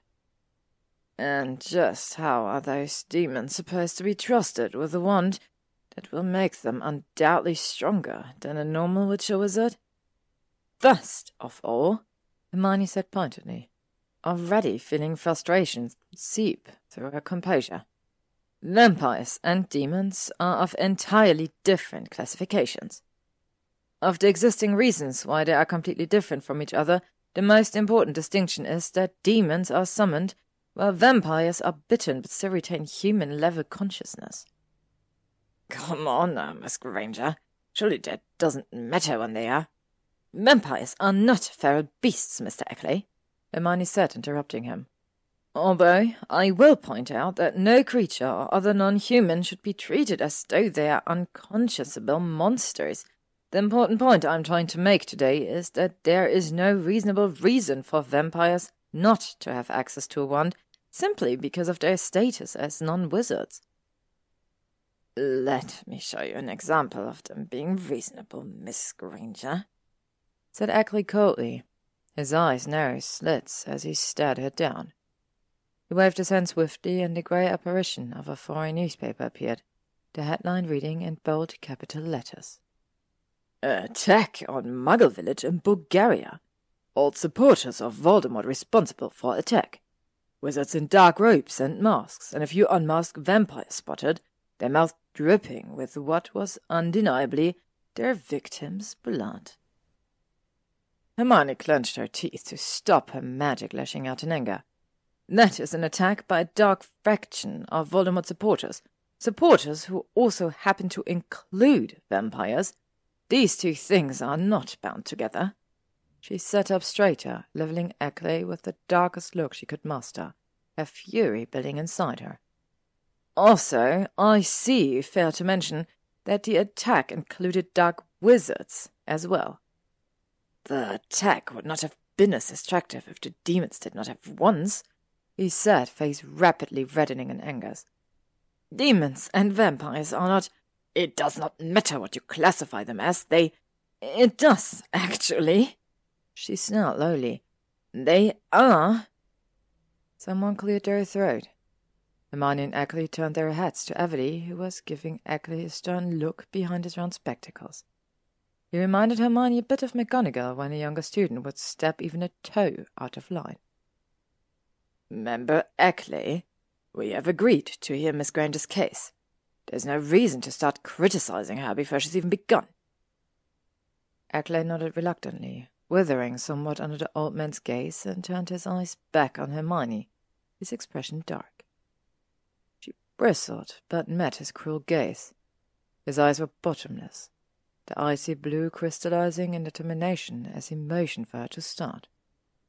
The first meeting went rather well by Harry's standards, which meant that it actually went horribly, but Hermione didn't have the heart to tell him. Dean joined him for lunch during the intermission, where Harry tried to assure her things were going rather well. She didn't have the heart to tell him how wrong he was, and whilst he and Dean discussed something she wasn't really listening to, Hermione thought about the positives and negatives of the meeting. While Ackley was slightly less hostile after his admonishment, he still scoffed any time Hermione would get to her main points of why vampires deserved access to wands. She was happy to see that the other three senior members looked more interested in their arguments, and was at least confident that they could be convinced to really listen and consider her case, but Ackley looked like he would rather burn down the entire ministry than allow Hermione even a slither of hope. She didn't understand what drove his hatred. It wasn't merely creatures he seemed to hate, Hermione more than anything. His eyes specifically were daunting to her. They were so full of vitriol and resentment, the same way Draco's eyes bore into her when they were at Hogwarts. Thoughts of Draco brightened her mood. She was going to visit him today, excited to be able to relax a little longer at the manor because it was Friday night. She reluctantly admitted to herself that visiting with Draco was fast becoming her favorite part of the week. The delicate accord they had built since they started making potions together had meant that the last few months had almost no fighting between the two of them. Except, of course, when he was wrong, which was often. She was only doing the right thing by correcting his sometimes flawed opinions. After a few more hours of dreaded work and making sure she could keep her night free, Hermione all but collapsed into the chair near the fire as she entered the manor library. "Malfoy!" she called. There was no reply. She turned and saw that there was no one there. That was odd. Draco was always in the library, or if he was going to be working in his potions lab, he would still greet her and they would walk there together. There was a heavy sound at the door and Hermione jumped. She got up and drew her wand, moving towards the door carefully. The door handle rattled again and the door opened abruptly when she was a few feet away. She gasped when she saw Draco kneeling on one knee, a stricken expression on his face as he panted for breath. He seemed to realize she was standing there because he forced himself to stand shakily and grimaced. "Granger?" He nodded. The Slight movement seemed to almost take what little energy he had out of him. "What's wrong with you?" "You look tired," he feigned. "You look worse," she replied, tone flat. "You wound me." He looked like he was trying to smirk, but he seemed to lose air for a moment and his body swayed. Hermione went up to him, ignoring his swatting hands away as she put her own to his arm in an effort to steady him. "Tell me what's wrong," she said, brows furrowing in worry. He was caught at a touch. He tried moving away. "Draco," she said more forcefully. He sighed. "Those blood packets are an affront to anything that could be considered edible. Every time I drink from them, all I'm left with is an acrid taste in my mouth that lasts all day. I imagine it's the equivalent of eating only cauliflower at every meal." Hermione gasped. "So you—" "I don't take them regularly, only when I absolutely need them." She slapped his shoulder. "Fuck, Granger!" He rubbed his shoulder. "Did I not just say that I don't feel well?" "You foolish man with your stupid, delicate sensibilities. They're not supposed to taste good, they're supposed to keep you alive." He sneered at her and tried to pull away, but she kept a hold on him. "You try having blood as your only form of sustenance, and then you can lecture me about my delicate sensibilities," he sniped. She sighed, biting her lip. "Please don't do that." She furrowed her brows. "Why?" His breath was becoming ragged. "Just don't," he pleaded. Hermione blushed but nodded. She modestly summoned a blood packet and whizzed it through the open door and into her hand. "Drink," she commanded. He looked at the packet as if it were the most offensive thing he'd ever seen. The irony was not lost on Hermione that she was no longer the focus of that particular expression of his. When he looked like he was ready to bolt away from the door, Hermione stepped into his personal space, crowding him. "You are unbelievably frightening for someone so tiny. And you are unbelievably condescending even when you're anemic." He gave her a cold smile before tearing open the packet and with a grimace downed the contents. He made a retching sound but pressed a hand to his mouth and gulped. There was a faint trace of blood on his mouth, and before thinking about it, Hermione reached up and brushed it away. He flinched. "Don't touch it," he said. "It's just blood. I saw my fair share of it during the war." After wiping it from his mouth, she cast a cleaning charm on both of them and pumped his cheek. "You're freezing." He smirked. "Yes, it's my natural inclination, you see." "Shut up! More than usual." "Do you touch me often, Granger? To know something like that?" She narrowed her eyes. "I touch you enough." She grabbed his wrist and led him out of the library in the opposite direction of his potion lab. He stopped, halting her. "Where are we going?" "To your room," she said. "My room isn't this way." Hermione stopped and turned, still holding onto his wrist. "Oh, I assumed that was where you went when I left." He gave her a sad smile. "My mother's portrait is down the hall. I talk to her sometimes, let her know what's going on. Mostly nothing, but she says a good son always visits his mother." "Oh."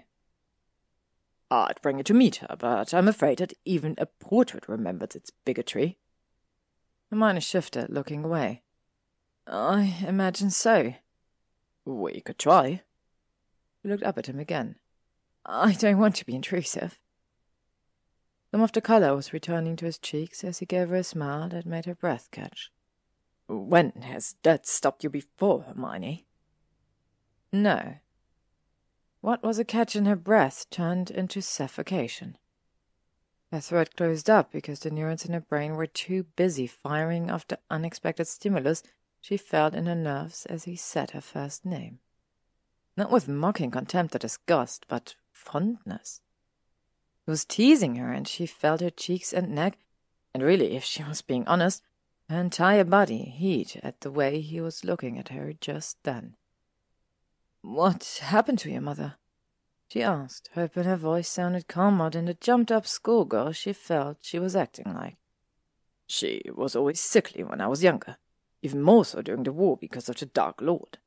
After the war, with my father gone and then dying thanks to the conditions in Azkaban, I think she just gave up. His eyes had a faraway look in that moment, a peer into the past that only the cracks in his gaze made her privy to. How much pain was he holding in? "Draco, I'm—" He shook his head, eyes clearing. "A conversation for another day, I think. I doubt I could muster a conversation about hot cocoa tonight."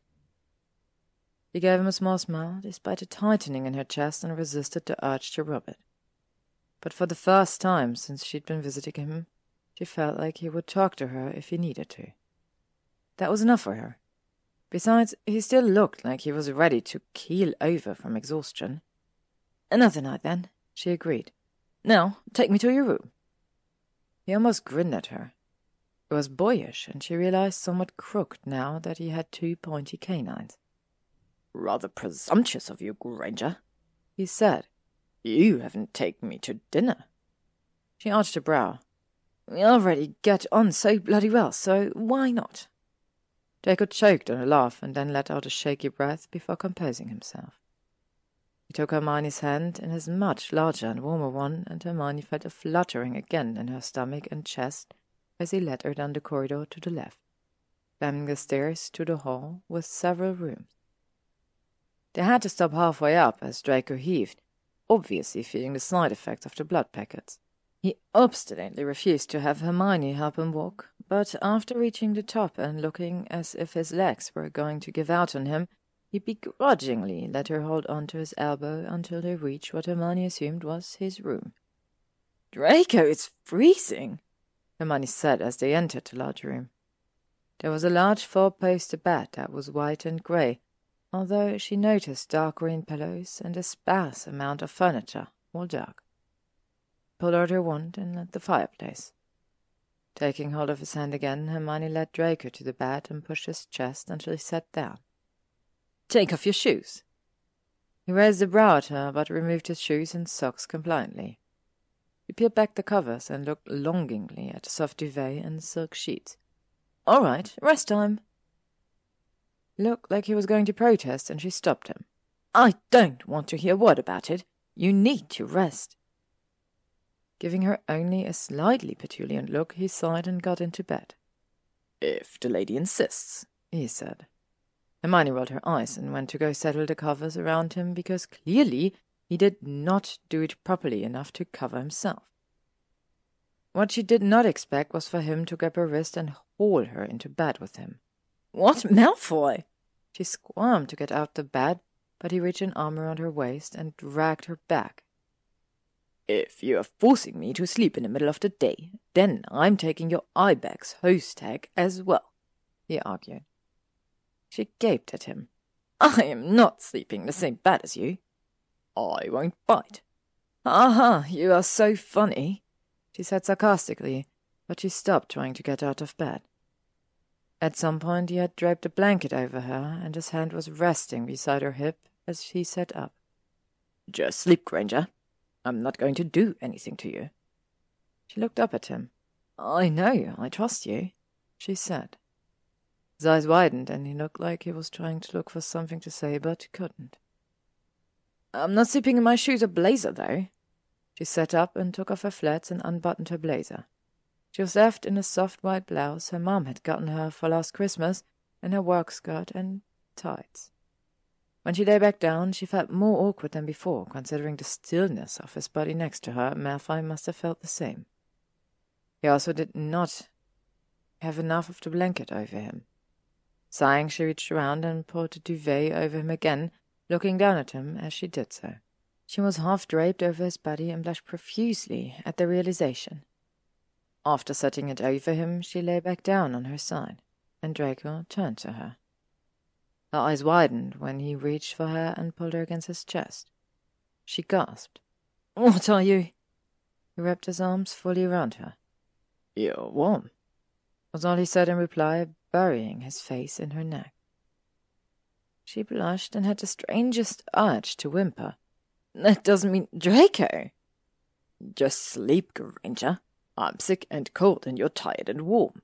It's rather a good combination for sleep, I would say." He adjusted his body more comfortably around her at the same time Hermione tried to wriggle away. She swallowed when he turned and pinned her beneath him, and she flushed, squirming as he pressed against her. His body seemed to be rapidly heating up, but he seemed content where he was. "Fine," she snapped, feeling her cheeks heat as he scrutinized her. "Just let me get the blankets around us. Get off me!" "Only teasing, Granger," he said in a throaty voice, moving off of her, laying on his back once more. Hermione shivered when the weight of his body left her. She didn't allow herself to think it was an absence. She settled the blankets around them and laid back down, her back to Draco. Though she knew this was a pointless endeavor, because not even a few seconds later Draco wrapped a strong arm around her waist, gently dragging her to him. She huffed, but acquiesced by turning around in his arms so she could press herself closer to him, and then took an indulgent sniff of his chest. The smell of sandalwood, jasmine, and a scent that was entirely Draco, lulling her to sleep. Draco seemed to promptly fall asleep, his breathing even out as he puffed warm air on her hair. Every inch of his body was pressed against hers, and she inwardly smiled when he tangled his feet with hers. She eventually fell asleep, breathing him in, wondering about the affection of vampires. Wondering about the affection of Draco Malfoy. Hermione woke around what seemed like hours later, if the starry sky outside was any indication, but Draco was still sleeping soundly beside, dead to the world. She briefly wondered how long she could accidentally keep making jokes about the undead and Draco before she bought herself a one-way ticket to hell. She looked up at him, but couldn't see much of his face, as it was currently smushed in her curls. He was breathing deeply, and his warm breath was near her ear, causing shivers to roll down her spine. "Draco," she whispered. He stirred, but did not reply. "Draco," she said a little louder, a sigh. "What is it, Granger?" he asked, his voice hoarse with sleep. She flushed at the heaviness in his voice. "Aren't you suffocating in there?" "It's more like a fluffy cloud," he muffled, nuzzling her even more and causing her hands to clench in his shirt. Completely unwillingly, of course. She snorted. "I have to go." He looked up towards the window. "It's night time. Go back to sleep." She raised a brow. "You want me to stay the night?" He didn't reply, his breathing already becoming even once more as he curled against her.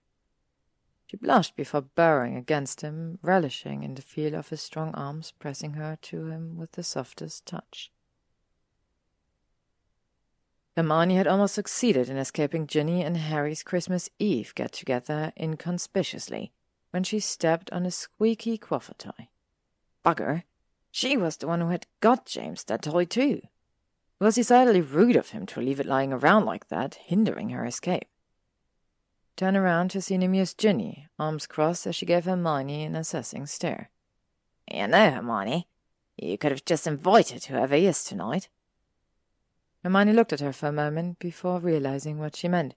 No, that is absolutely not what is going on," Hermione said. Ginny gave her a knowing smirk. "So, where are you off to so early in the evening? You haven't even said goodbye." Hermione paused. "To see a—" She pondered for a moment. "A friend. He's a friend." Ginny wiggled her eyebrows teasingly. "A friend?" "Ginny," Hermione said, exacerbated. Ginny smirked. "Fine, keep your secrets. But sooner or later you'll have to introduce your mystery man to us." Mystery man. Hermione inwardly laughed. And in room C there was Draco Malfoy, former Death Eater, part of the sordid house of Malfoy, has despised her and her kind for centuries, and, oh, did I mention he is also a blood-sucking vampire who spends his days reading Muggle philosophers such as Faust and Kierkegaard? Hermione smiled. "There's nothing to tell, Ginny, I promise." Yes, on your way. Don't have too much fun." She winked as she said it. Hermione rolled her eyes, stepping into the fireplace and calling out her destination. Before the green flames whisked her away, She distantly heard Harry comment about how much more awake she seemed lately. Hermione groaned at the smile she imagined had spread across Ginny's annoyingly freckled face. "Draco?" Hermione called as she stepped through the flue, spelling the suit of her robes. Recently he'd given her access to the Floo network, so it would make it easier for her to come to the manor.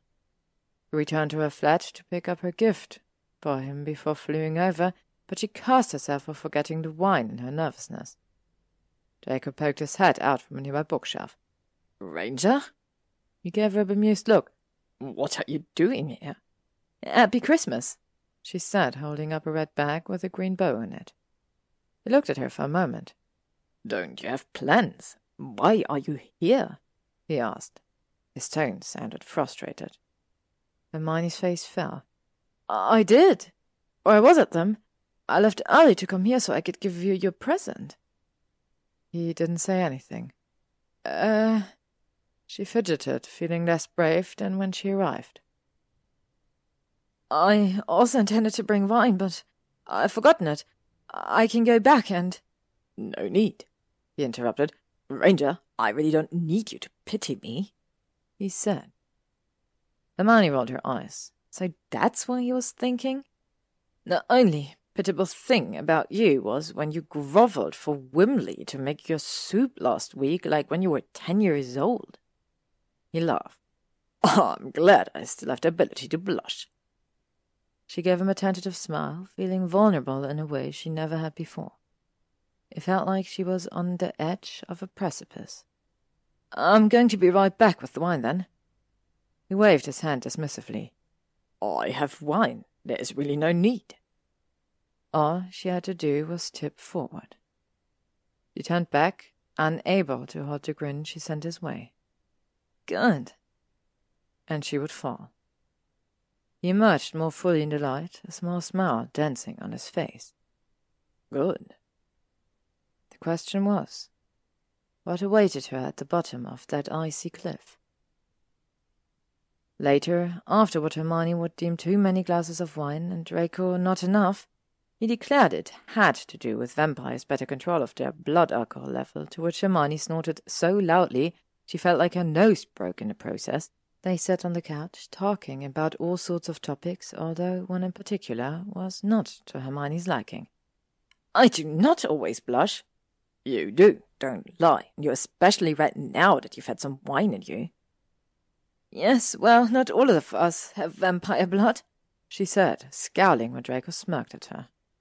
He stood, intending to get more wine with a weak protest from Hermione, but first he leaned towards her, slowly tucking a curl behind her ear, his thumb ever so lightly brushing the arch of her cheekbone as he gathered one of the more annoying spirals back from her face. His hand goes at the side of her neck, causing a tingle to rise up, and Hermione tried to repress the shiver that was crawling its way up at the barely there contact. It was the refrain of a scent, the almost touch, that felt more intimate than anything. She felt a sort of yearning as she looked up at him. His eyes weren't meeting hers, however. They were solely fixed on her mouth, where she was subconsciously biting her lip. She felt shy all suddenly, pressing her lips together. His eyes flicked up to meet her own, the moment breaking as he looked away quickly and cleared his throat. "I'll be right back." Hermione adjusted herself while he was gone, grateful for the air that had graciously made its appearance once again. Hermione was sitting cross-legged on the couch when he returned several minutes later. He dropped down onto the seat beside her, balancing 2 wine glasses and a new bottle as Hermione fidgeted nervously. I got you something," she said. You already said that, Granger," he said, taking a healthy swig of his wine while Hermione put hers on the side table so she could pass him his gift. "Yes," she replied, biting her lip. "Except you're not allowed to judge it until you use it, all right?"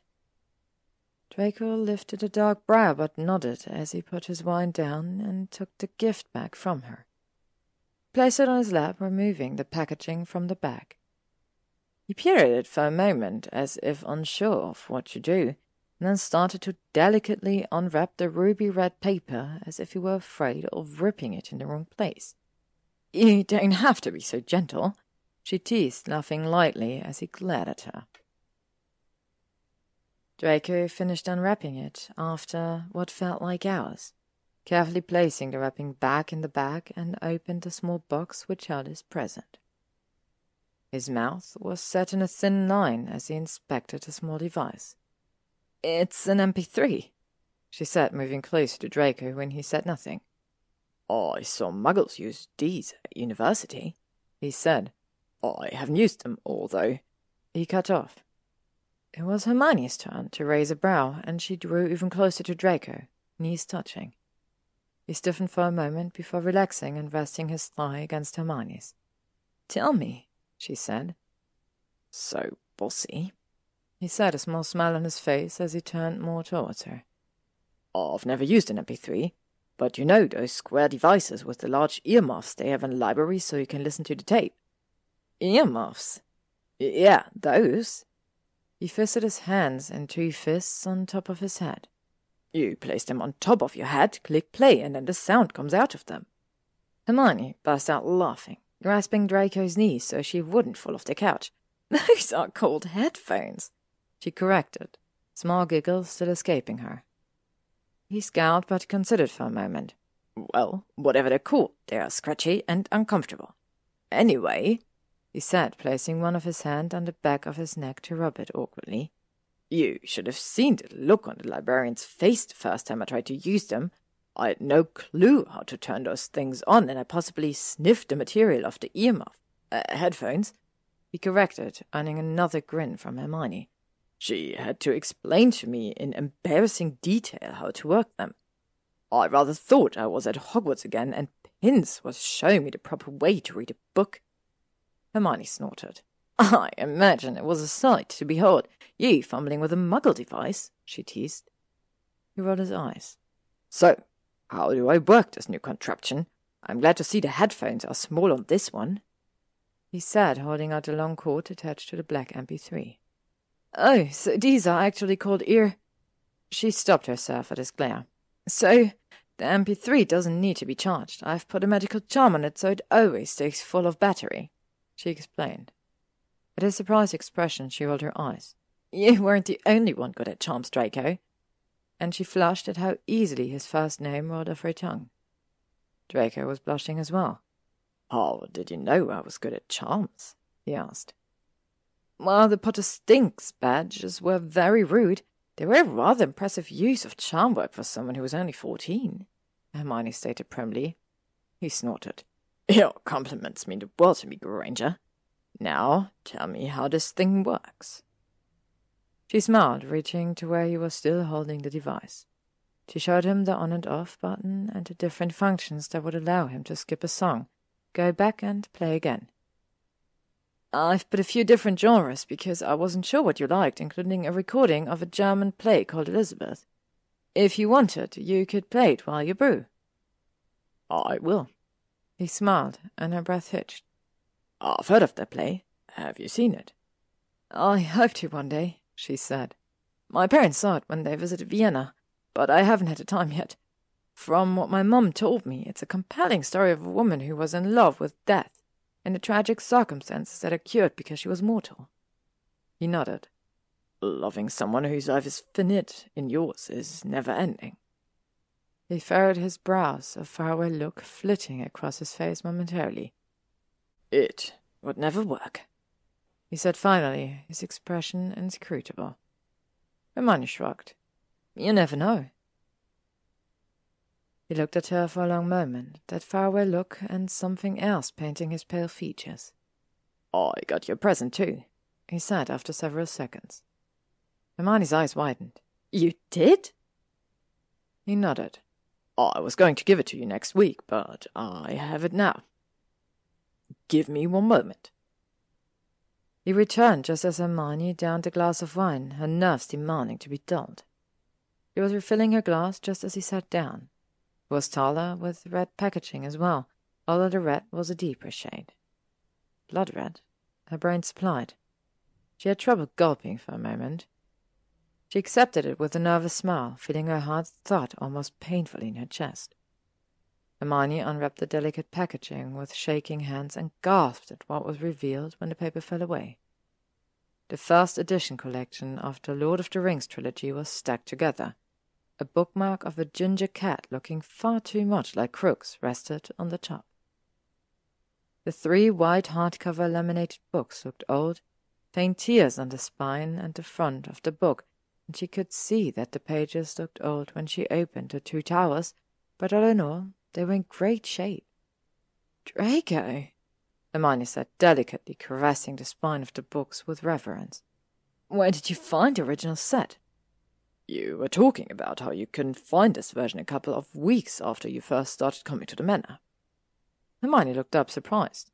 "You remember that?" "Of course I do, Granger. Some of us actually use our brains," he retorted. She ignored his tone. "Where did you find it?" "I frequented a small bookshop while in Germany, and the old muggle shopkeeper had several old editions of books. I wrote to him on a whim that he might have this collection, and after figuring out the muggle postal service, had it mailed to the office at Malfoy Investments." Hermione's face broke out into a big, bright smile. This is," she settled on. "Thank you." He looked suddenly uncomfortable, looking anywhere but at her. "Yes, well, now you can read them." "As I recall, you haven't read any Tolkien. I think I must make you somehow now." He huffed. "Why would I want to read about magic when I already live in a magical world?" he asked petulantly. "There are all sorts of magic in this world. This trilogy just happens to be one of the most famous." "Whatever you say, Granger," handing her another glass of wine. Good Lord, had she already finished was it the 4th or 5th glass now? That was somewhat concerning. "Yes, I am correct," she said. "Thank you for noticing." Draco rolled his eyes, but she saw a small smile form as he drank from his glass. She looked at him for a moment. He didn't look as dazed as Hermione was sure she did, but he was leaning more comfortably on the couch as well. The heat of him was searing next to her, and when she blinked it was to find him looking at her, his grey eyes refracting off the brimming fireplace. His eyes were like silver fire. "You're definitely blushing," Draco said. "It's the wine," she said quickly. Draco raised his hand and palmed her cheek, warmth meeting fire. "Even redder," he said in a husky tone. He was definitely tipsy. Hermione didn't know what compelled her to do it. Maybe it was the warm light of the fire, but she thought he was looking at her with a desperate sort of adoration. She lifted her hand to his cheek and brought his face to hers. She kissed him soundly, and when he tensed, she braced herself for him pulling away, but all he did was give a ragged exhale before grabbing her wrist and pulling her closer. Every person should have this kind of kiss in their life, Hermione thought. He couldn't pinpoint if it was the technique he had employed, which was marvelous because it was nervous and somewhat sloppy as he tried to find the right angle of their lips, or if when they connected, they fit in an indescribably vulnerable way. But the sheer force of emotion welling up in her throat couldn't be defined by a single word. Draco gripped her waist, pulling Hermione flush against him, his other hand moving along the contours of her face, delving into her curls. She felt a wash in his touch, his hand somehow touching everywhere, but still not enough. She decided that the only way to rectify this was to wrap herself around him, to kiss him deeper, to contribute to her own devouring. He moved him until he was lying atop of her on the couch, chest to chest, as they kissed. Hermione squirmed under the weight of his body pressing down on her. His hands fluttered open to grasp as much of her as he could, and his hips pressed up against her stomach, teasing her most sensitive spot. He was touching her everywhere, his hands, his mouth, his stupid white blonde hair tickling her face as he laved at her neck, was doing things to Hermione that felt downright sinful. She was liable to become putty in his arms, and she didn't know how to reconcile that thought with the fact that it was Draco. And then all thoughts were lost altogether as he reached a hand around the back of her neck, tilting her head up as he sucked on the point between her collarbone and shoulder. "Ah, Draco!" She raised her hips to meet his and heard him groan against her. As he sucked deeper, drew their bodies closer, Hermione heard herself whimper, and then his sucking became a nip, and she moaned, and then... Hermione gasped as she felt Draco's fangs graze her neck. He stood above her, before violently throwing himself off of her. She lay there for a moment, breathing heavily as her pounding heart tried to calm down. She sat up and looked at Draco. He was ashen-faced, breathing through his palm as he covered his mouth. She lifted her hand and reached for him. "Draco?" He flinched away from her. I'm so sorry." He looked like he was going to be sick. "Draco, it's fine," Hermione tried. He looked sharply at her. "It's not fine. I almost didn't stop myself from biting you." Her cheeks heated. "It's okay, I was just surprised." He didn't seem to be listening. He was becoming progressively more horrified while he stood there. "Draco!" she said louder. He met her eyes. There was a silver sheen in them as he stared at her. "It's not like I didn't know you were a vampire before kissing you," she said. "Whether you can bite me did not factor in my decision. I trust you." His lips thinned. "Oh, really?"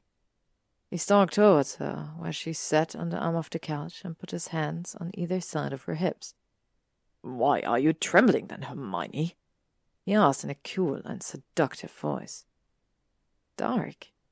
His voice was dark, but she didn't know how to properly express that adjective. She only knew that the dark hole he was intrigued her.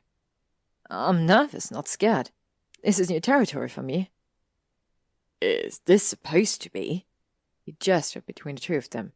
"New territory?" She bit her lip and Draco retracted. "Do you want it to be?" A moment's hesitation. "No," he said against her mouth, his lip grazing hers as he spoke. She smiled. "Is that why you're so close?" He exhaled raggedly. "I don't have much control left, Granger," he said. His voice was pleading. She palmed his cheek. "You won't hurt me." His eyes widened, but before he could say anything else, she grabbed a hold of his shirt and pulled him down to her. She kissed and kissed him. He kept kissing him until her lungs were burning and she had to draw breath, and she realized that she had climbed on top of him at some point. He was supporting her with his hands on her bum. "How did I honestly have no idea," he replied. He set her down, which made Hermione feel a sense of loss, but then he wrapped his arms around her in a bear hug and crushed her to his chest. "This isn't a good idea," he said against her hair. She hugged him tighter so he wouldn't let go. "Who says?" His head dropped back and he groaned. "Granger." She kissed him again. He didn't hesitate this time. Rule number 4. Vampires are extremely possessive, are prone to mark you as theirs. Hermione had been to several meetings with the Wizengamot, which essentially meant nothing for the time being, especially when Eckley was pushing back so brutishly against her. Her legislation was either too weak in argument and so wouldn't get a positive reception, or it was too forceful and would push people away from it. If it wasn't her verbosity of language, it was the scarcity of it. She wanted to shove every complaint he had ever made about her work so far down his throat until he felt as sick as she did when he opened his mouth. Some members of the Wizengamot supported Hermione's legislation because they supported both creatures and non-human rights. Those who were afraid seemed to be most frightened of the power creatures and vampires would have at their disposal if they had access to wands, and Hermione found herself constantly arguing that it wasn't the power of a person, but what they did with that power that mattered. This swayed some of the Wizengamot members, but her proposal was ultimately rejected and Hermione suspected it had to do with Ackley's sway among the more conservative members. He gave her a derisive smirk as she walked out of the Wizengamot chamber, lifting his hand to shake hers in a mock apology. She gave him a cold smile as she returned his stony handshake, digging her nails cruelly into his palm. "Not to worry. This was great feedback for my next attempt." Ackley's eyes flashed. "Miss Granger?" She let go of his hand as if it were infectious and lifted her head up high. "I'll be looking forward to meeting with you again, Mr. Ackley." His face pale was fury. Hermione felt more determined than ever as she walked away and back to her office, and started again. After a particularly long day spent catching up on neglected paperwork that she'd left piling, Hermione flew to the manor and was greeted by Draco at the library's doors. He looked like he had run to meet her. "Aye," she said quietly, tugging at the sleeve of his sheet awkwardly as she smiled at him. "Hi," he returned, just as stilted.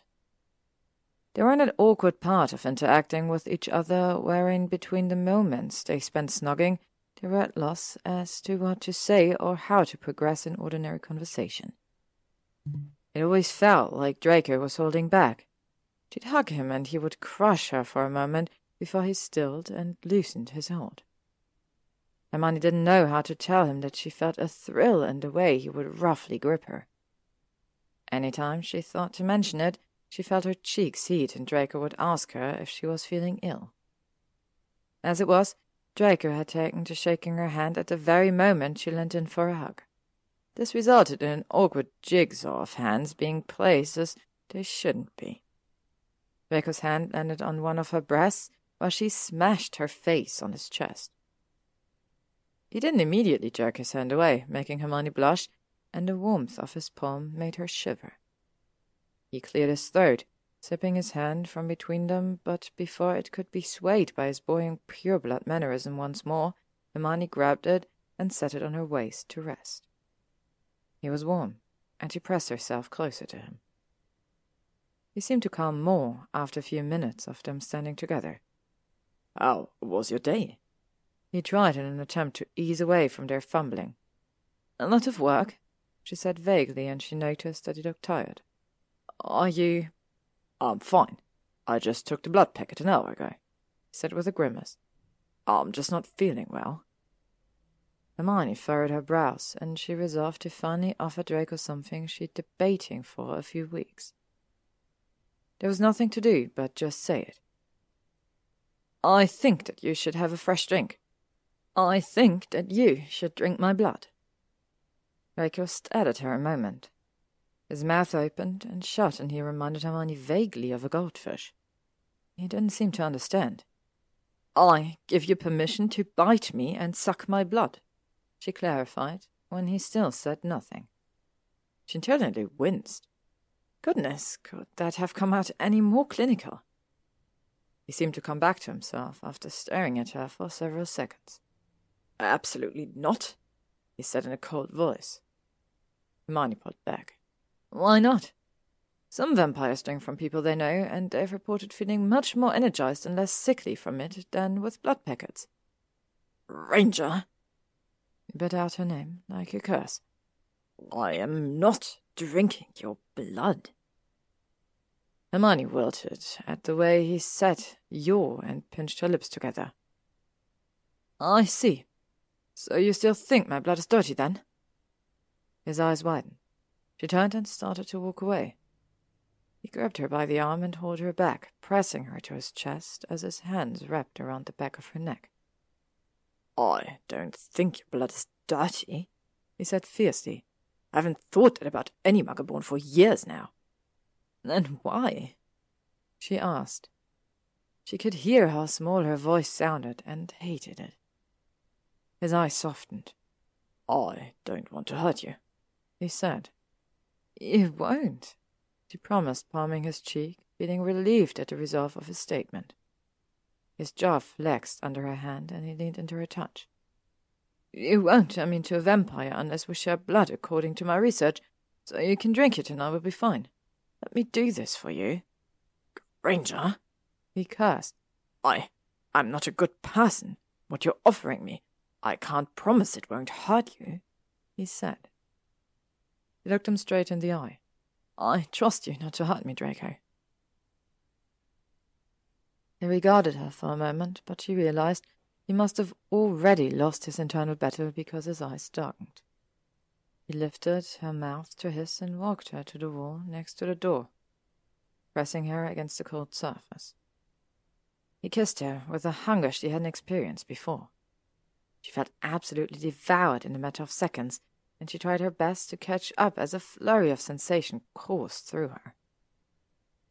"Don't offer something when you don't know what you're giving up," he said, voice rough. She raised a brow. "I'm me. You think I would offer something without learning everything about it first?" He growled against her neck. "What?" Hermione felt her entire body heat as he undid the string of her shirt, causing one side of her shirt to slide down. Draco grazed his teeth lightly along her collarbone, and she gave a ragged gasp. She clung to his shoulder when she felt her knees giving out. "Draco!" He was leaving small imprints without fully biting her. She could feel his hot breath painting fire on her skin. "Your room?" He said, voice rough, and picked her up in one fell swoop. "Draco!" "No use waiting," he said as he exited the room.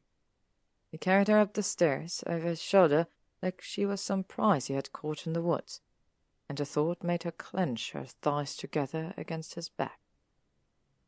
When they made it to his bedroom, Draco set her on top of the chest of drawers instead of the bed and immediately ravaged her mouth, gently peeling off her shoes and moving his hands under her skirt to remove her tights. He was kissing, no, sucking on her pulse. She wrapped her arms around him as he moved his lips, then teeth, down her slim throat. "So much skin," he said. Hermione thought she might have stopped breathing for a moment. She lifted her hands and started to unbutton Draco's shirt. She was only halfway done before Draco picked her up again and threw her on the bed. She landed with a soft bounce and looked up at him in surprise. He immediately went to her side and cupped her face. "I'm sorry. I didn't think you'd land that far." She put her hands on his forearm, smiling. "It's all right. What is that supposed to mean?" He grimaced. "You're small, but you weigh almost nothing. So I mean it literally when I said I didn't think you'd go that far." Hermione's eyes widened, and she smacked Draco in the shoulder before moving away from him. He wrapped an arm around her waist and dragged her beneath him. She glared up at him. "Don't pout," he said against her lips. Hermione avoided his mouth and brushed her own against his jaw, nibbling on the somewhat rougher skin there. She could feel his erratic pulse as she slightly skimmed her fingers down his chest to the belt of his trousers. She pulled on it to bring him forward, and he braced his palms on the mattress on either side of Hermione's head. She looked up at him, his cheeks flushed and his warm breath coasting on her cheeks as she unbuckled him. She could hear his breath as she put her hand inside his pants to touch the warm, hard length of him. His whole body trembled as his hips jerked at her touch. "Granger," he warned. His hands moved, one curling covetously around her hips, while the other ghosted her cheek. His slim fingers made burning shapes with a sparking precision on her face as he caressed her jaw, his thumb sliding against her cheekbone and the point above her brow. Hermione was sure her countenance matched his. Dark eyes, panting breath, shaking heart. She trembled at the growl he emitted when she started making tight circles with her fist. She felt powerful. She wanted to unravel the cold placidity with which his expression always greeted her. He looked transfixed as she pumped. Draco grabbed Hermione's wrist to stop her movements. "No?" she asked. "I'm going to come," he said, looking pained. She smiled. "Isn't that the point?" He laughed. "Only you could have both the tone of voice to make that sound tempting and as if you're speaking to a subject in a research facility." "I am adept at many things."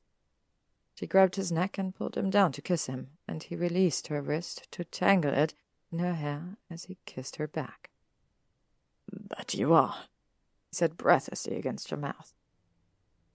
Hermione continued stroking him, adjusting for speed and tightness in her fist by the way Draco's breathing changed and the way his own hand fisted almost painfully in her curls. She would kill him if he made a knot that she would have to brush out. A breathless groan left him as he dropped his head to her neck. "Hermione," he whimpered. She inhaled sharply at the pleading tone of his voice and rubbed her thighs together to quell the ache building between them. Her body writhing underneath him caused Draco to press himself closer to her, and Hermione felt her hands going slack with the intensity of desire she had. His panting breath spurred her on, and she started stroking faster, while her other hand tried its best to curl around his broad shoulders. A few more strokes, and he came, breathing harshly into her neck, and his arm wrapped possessively around her waist as he surrendered to the aftershock. He whispered against her neck, and she realized he'd cast a cleaning spell on both of them. Hermione looked up at him as she caught the scent in the air. "Mint." "I'd say that I have a lot of free time. I'll teach it to you later," he said. God, she wanted to jump his bones, and he seemed to sense her impatience because he pinned her down and kissed her. Oh, this wasn't a kiss. This was devouring. His mouth, his fingers, his very body were making a very compelling effort to mount Hermione into the bed. She wondered dazedly what kind of imprint she would make when she was no longer solid. Draco spoke and brought her back out from her head. "What?" "Please let me touch you. Let me bite you," he pleaded. "Oh, okay," she stammered. Her cheeks flushed when she remembered her earlier proclamation. Draco's brows furrowed. "Are you absolutely sure we don't have to?" he said. She met his eyes and said clearly, "I'm just nervous. I want it."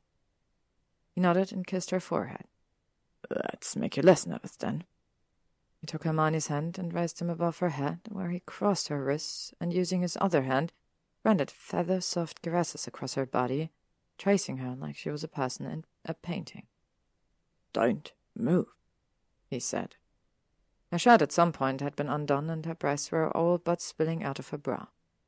Draco kissed down her chest as he unzipped her skirt and pulled it down with her knickers while Hermione watched. He pulled his shirt off, and Hermione took the opportunity to unclasp her bra when he stopped her. "Keep it on," he said thickly. Hermione made a note in the back of her mind to wear a green bra if this were to happen ever again. It turned out that torturing Draco was a new hobby she liked actively participating in. He circled the point of her breasts until her nipples pebbled, and she squirmed under him, before taking one and then the other in his mouth.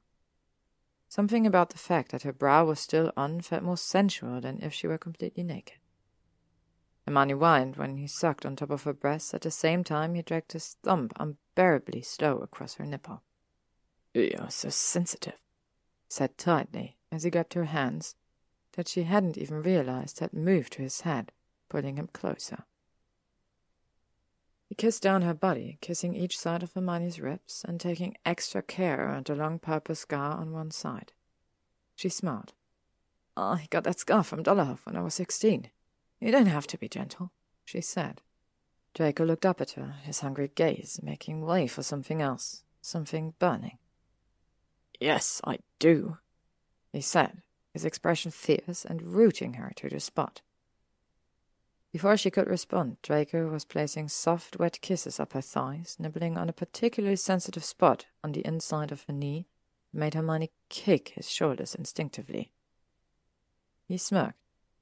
"I'll remember that," he said as he brought her legs over his shoulder. "Brett! Oh, Draco!" she gasped. She could feel his hot breath on the most sensitive part of her, causing her legs to tremble in anticipation.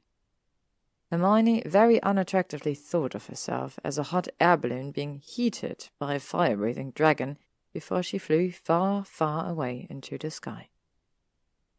She didn't know how she could. She hadn't.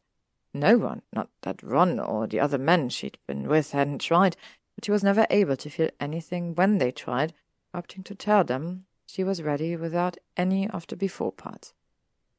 "Come back to me, Granger," Draco said. "I can't," she said, burying her face in her hands. It's not that I'm embarrassed about you being—" She gestured between them. "Between your thighs?" he said. She huffed, feeling her cheeks heat. "I just find it hard to get out of my head when I'm not in control." He suddenly circled her core with his deft tongue, making her gasp as her suddenly boneless body toppled back onto the bed. "I will endeavour to make you leave that glorious head of yours," he rasped. "You're very humble," she said, panting as he stepped and flicked. Hermione's back bowed, hips lifting off the bed as she refrained from screaming his name. Draco placed a hand on top of her stomach, pinning her down, as he licked and sucked while she rested her hands on his forearms. "Draco, please!" She didn't know what she was saying please for. Stop? More? Both, somehow, and all at once. But there wasn't one single word she could think of to articulate that, so she settled on please, please, please. He seemed to know what he was doing, though, and Hermione almost shrieked as he slid one and then 2 fingers inside of her. She clamped her thighs around his head, unable to take the mounting pressure building inside of her. Draco wrapped his hand around one thigh and opened her up to him again, and Hermione bit into her elbow to keep from screaming. "I want to hear you, Hermione." "Oh, God!" she whined, and he tortured her more as he curled his fingers, flicking his tongue over where she ached most. She looked down to see him staring up at her, his cheeks flushed as if he were enjoying this as much as she was, drowning as he devoured her. He sucked in a rhythm that was both gentle and ruinous, and Hermione came with a shriek, closing her legs around Draco's head as her entire body spasmed, whispering no more as he placed a few more kisses to her sensitive core. She felt tremors coursing through her entire body as Draco lifted her to sit astride his lap, and she was vaguely aware of him, moving her curls to the side and baring her neck to him. He palmed her throat with his hand and held it, bringing it forward and looking at her intently as she stared back at him in a daze. "This will hurt at first," he whispered. She nodded dazedly, still trembling from her orgasm. He kissed her neck a few times, moving his hand to the side of it as he opened his mouth wide. She saw the glint of his fangs in the moonlight before he sunk them into the delicate flesh of her neck. Ow! Oh, it hurt. It hurt so much. Hermione instinctively tried to push him away, but Draco's firm grip on both her neck and waist kept her from escaping. "Draco, she gasped. There was a new sensation coursing through her along with the searing pain. She felt her entire body heat as Draco withdrew his fangs and started sucking her neck. His fangs dug into her soft flesh, the sharp sensation making her breath hitch and her body tighten until the sensation turned delightful. Her nerves were on fire in the best way as he took more blood from her. She was in delirium, so alive with pleasure, in an unexpected wave of emotion that she almost missed Draco moving his hand up her thigh. "I'm sensitive," she whined, sensing his intent. She tilted her hips away from him, but he held her close with his arm around her waist, like he was holding her to him. "You can give me one more, can't you, Hermione?" he said. His voice was rough and dry, and yes, she absolutely could give him one more if he would continue sounding like that. She nodded, and he gently parted her legs, and he inserted those long fingers once more, pumping them until she was a writhing mess, clinging to his neck with both arms as he sucked and caressed and pumped, and Hermione came with a louder wail than before. "Gods!" Draco rasped, tightening his hold on her. She looked at him. There was blood around his mouth and chin, in his eyes. He was as dazed as she was. His eyes were silver-bathed in fire around the edges, being swallowed by the dilation of his pupils. It was like being drawn into a captivating black hole that greeted you in the darkness. She was starting to feel dizzy the more he sucked, and she curled her fingers on his chest as he started to feel a little sleepy. Draco gently extricated his mouth from her neck and laid her down, summoning what looked like a blood-replenishing potion and tipping it to her mouth. "Drink this. I'll be right back," he said after she had downed it. He vanished a while, disappearing into the bathroom and returning with a wet cloth as Hermione lay languidly.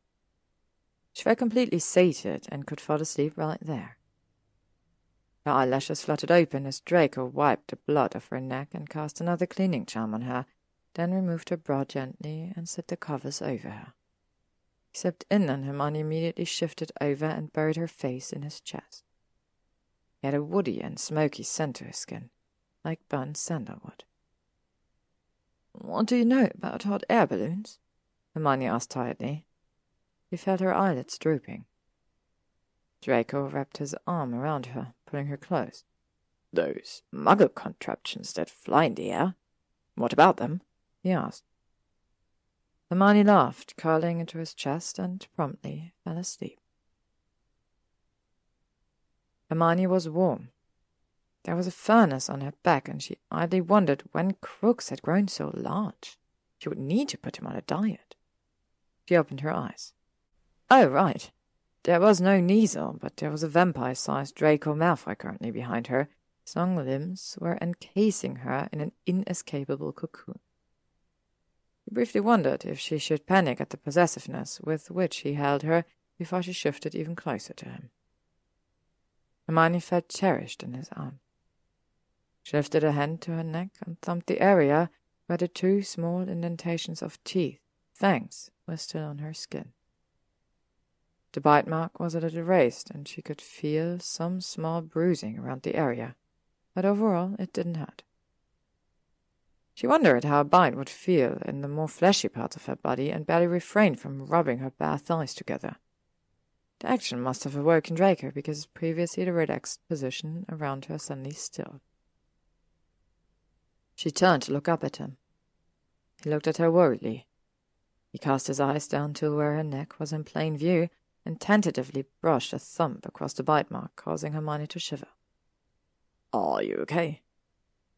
She raised her hand and palmed his cheek. "I'm fine, more than fine. Last night was wonderful for me." She blushed at the way his eyes darkened. "I didn't hurt you." "It hurt at first, but it was fine after the initial sting. I don't want to stir your ego, but it was very pleasurable for me," she said. He smirked. She rolled her eyes, but before she could turn away and get out of bed, he pulled her tight to his chest and curled himself around her. "How was it for you?" "Indescribable in the best way," he said. "I feel like I haven't had this much energy in years." Hermione smiled, pleased. She looked at the sun rising outside. "It's daylight." "Do you have to work on Saturday?" he asked. "No, but I should." "Perfect," he replied. He stretched his long limbs and then reached for her, one hand making residence in her curls as the other wrapped around her waist. She supposed she could sleep for a while longer. Hermione learned that the neck was not the only place a vampire could sink their fangs into. Of course she knew that vampires could bite other places, but having an intimate understanding of how each area being bitten could elicit a different sensation was an entirely new area of research. One which she, for once, was perfectly fine with not recording for others to read. She could only imagine the title. Prim and Proper Hermione Granger, A Descent into the Arms of Draco Malfoy. Narrated by Draco himself, who teased Hermione as he made a study of her body like she was a map that needed exploring. Chapter 1. The Insides of Her Thighs. Reactions: sharp gasps, incoherent moans, and loss of memory of the English language. Draco had told her that he wanted to try her biting thighs because they had more meat to bite into, and Hermione was intrigued by the idea. What she was not so intrigued, but very much flustered by, was that Draco thought he should try at a moment that was in Hermione's mind inopportune. He wrapped a warm hand around Hermione's bare thigh while she was on the stepladder reaching for a potion text for him. Cunning fucking Slytherin. He turned her around gently, hand sliding tantalizingly up, up, up, as Hermione stared down at him. She was only wearing his white button-up shirt and a pair of extra knickers she'd brought in her bag. One really couldn't be too careful. The shirt was long and reached around the middle of her thighs. "You can't be serious," she muttered, wanting to hide in her embarrassment. "I quite like you being above me, Granger." "Oh, gods, Draco!" Hermione put her hands over her face as she felt her cheeks color crimson. She didn't think she had blushed this much in years. He laughed, and it was a dark, mischievous sound that vibrated in her chest like a sound wave that reverberated through an empty room. Hermione felt her thighs trembling as he parted them slightly. "Your skin is so soft. It seems a shame to mark it," he said. "I like the marks," she admitted. He looked up at her, and she could have sworn she heard a growl before he lifted her off the ladder and walked over to place her on the couch. He kissed and nipped the sensitive skin of her hips before traveling to her stomach and down, down, down. He patted her thighs and placed wet kisses on them. She was squirming and ran her fingers in Draco's hair before taking hold of it and moving him where she wanted him. He took her hand out of his hair and kissed her knuckles before taking both of Hermione's hand and gripping them. "Draco!" she huffed. Kept leaving nibbling bites all around her thighs, enough to bruise her. She squirmed. "Patience," he commanded, placing a warm hand on her stomach to still her. She jerked against him when he blew on her core. I can't." She was stalled from any further speech when Draco found a spot he liked, and he bit into her pale flesh without warning. She gasped, the prickle of pain making her whine before white-hot pleasure encumbered all of her other senses. Draco slid her knickers to the side, inserting his determined fingers into her core, thumb flicking and pressing against her biggest pressure point to contrast with the stinging pleasure of his fangs, and she came with a hoarse scream against him as he sucked on her shaking thighs. Chapter 2. Wrists. Reactions. Sensitive. Draco joking about Hermione's wrists being strong from writing so much, she hit him, and receiving gentle kisses on them in apology was one of the most affectionate things she had ever experienced. Hermione found out that she had particularly sensitive wrists. Draco taught her this in a long lesson one afternoon when they were lounging in bed, sated and clean after a bath. Draco could do the most damnable things with his dexterous fingers. Trailed up and down each wrist barely a whisper of a touch, and he would stop at the inside of her forearm and rub soothing circles without touching any other part of her. And this alighted sparks of desire within her, and she would pull him down to kiss her. A person's wrist was one of the most vulnerable parts of their body. The thin skin, the pulse which rose as Draco traced it. Trusted him with that vulnerability, the heart on her sleeve. When he switched to her left arm, he stared at the crude lettering his aunt had gifted her, and looking at her knot, he touched it. "I'm so sorry, Hermione," he said, his voice sounding broken and desperate as he traced the scar gently. "You didn't do this to me, Draco." "I know, I'm sorry for all of it." She nodded, grabbing hold of his chin so he met her eyes. "I've already forgiven you," she said, looking clearly into his eyes so he would know she was telling the truth. His eyes were conflicted, and he tried wrenching himself out of her grasp, but she held tighter. "You don't get to decide whether or not I forgive you. That belongs to me. I forgive you, Draco. It's only you that has to forgive yourself." He nodded, but he still looked dismayed. She reached for his arm and caressed his own mark. Tried pulling away, but she only brought him closer, insistent. "We can't keep holding onto the past if it has no presence in our present. You don't think of me that way. You did when you were younger, right?" He shook his head. "Oh, of course not." She smiled at him, kissing the raised skin of the scar. "Then leave your guilt in the same place you left those thoughts." Draco looked at her for one moment before nodding hesitantly and pulling her forward to kiss her tentatively.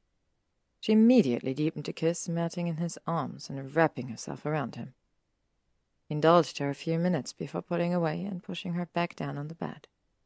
She ached to have him touch her, and he seemed to realize this, the smug bastard, because he gave her a full grin, fangs and all, before he kissed down her right arm, laving the thin skin of her wrists and giving it a reverent kiss before moving up and down the left arm. When he came back to her scar, he kissed it gently, making Hermione's heart pound painfully in her chest. He then moved up her arm again, a touch of his lips that made Hermione squirm. She stared up at him with pursed lips, breathing heavily, even though he hadn't even done anything, but he looked at her with such an affectionate expression that she got lost in his silvery gaze. He also looked hungry, like he wanted to eat her, and it was only when she clenched her thighs around his waist so hard that he groaned against her that he finally sunk his teeth into her wrist. He looked at her the entire time as blood trickled down his chin and onto her arm. It was the most erotic sight she had ever seen. Draco Malfoy starved for her as he sucked on her flesh. Another time, which Hermione still blushed at whenever she thought of it, Draco sucked on one wrist while he took her other hand and told her to touch herself. She was apprehensive, and so he took her hand, guiding her fingers where he usually puts his, and they worked in a tandem that had Hermione gasping and moaning against his shoulder. She left nibs of her own skin on his bare chest, causing him to moan above her as she sucked and laved at his skin. She wanted to devour him too. That particular experience made them both light-headed, and they passed out from exertion on the couch for the rest of the day. There was also a chapter of Hermione's own observation. It came when they were reading together, Hermione sitting on Draco's lap. Draco made an offhand comment about she supposed they were in a relationship. She wasn't quite sure what she could define them as. "You'll get over this at some point," he said as he stroked her hair while she was thinking through a runic pattern. She looked up at him questioningly. "Your fascination with me, or at least what I am," he explained. Hermione raised a brow. "What? Is dating a vampire a phase? I'm not sorry to say that the main fascination I constantly have with you is when I don't feel compelled to slap you at least 10 times a day, although it is a marked drop from when we were at school." He snorted. "Granger." But he didn't get to finish because Hermione shut him up by kissing him, moving to straddle him and wrapping her arms around his neck, the book still held precariously in her hand. "Fuck, Granger. Watch out for the fangs," he said as she ravaged his mouth. Picked her up and deposited her on the desk as she cooed and soothed the sharp points of his teeth. Draco whimpered and buried his face in her hair. "They're sensitive," she teased.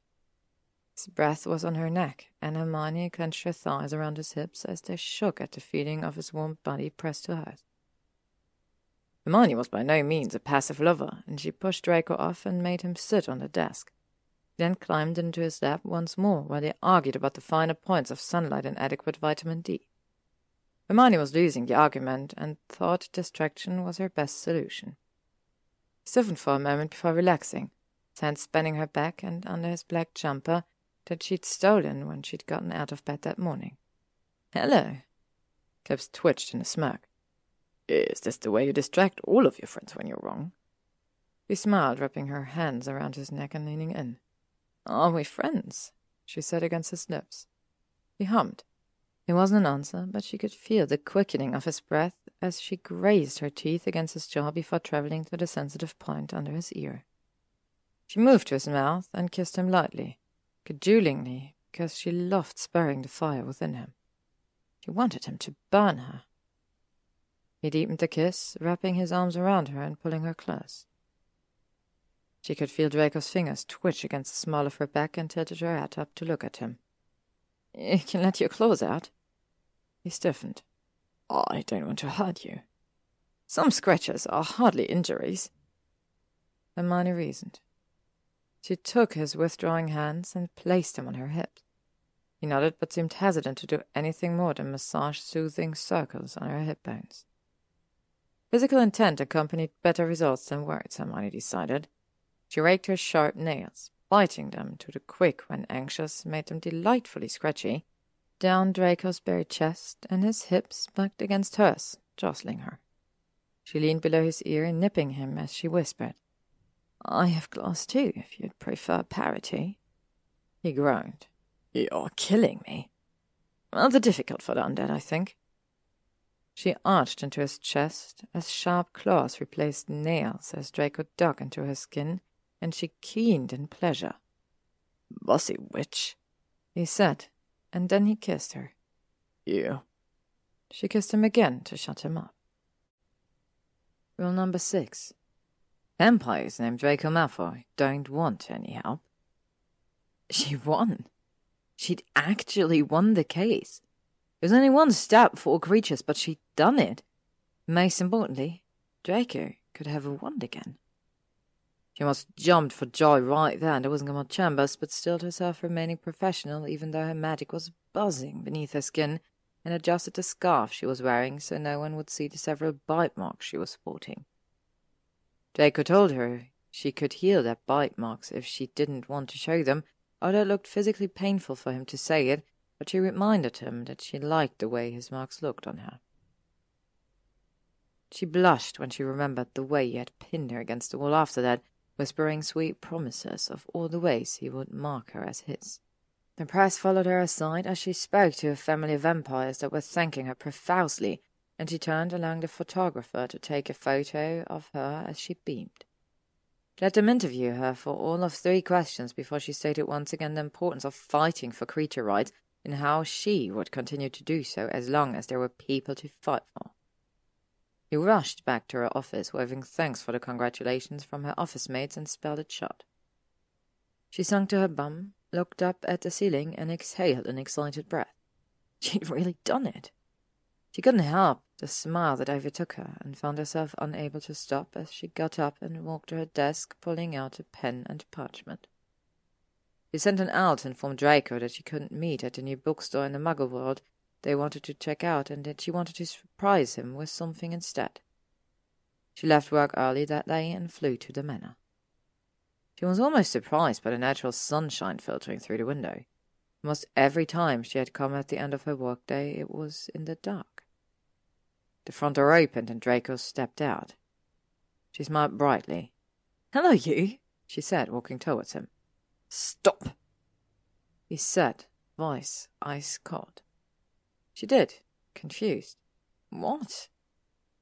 She looked up at him and at the prophet he was holding in his hand. "The paper is already out." "That couldn't be possible." "Not yet," he said.